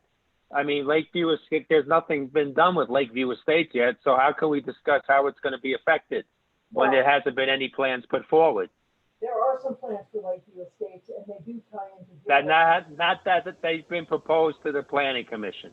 Okay, well, just if the commission could just keep that in the back of their minds, how all of these three developments are going to come together to make a community, that's all I'm throwing out there.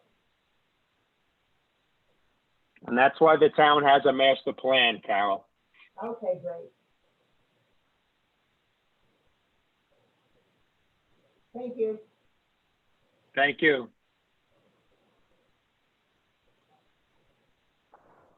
Does the public have any other questions? Anybody else for a public discussion? There being no response at this time, we'll close this public discussion for Shoreline Phase 3.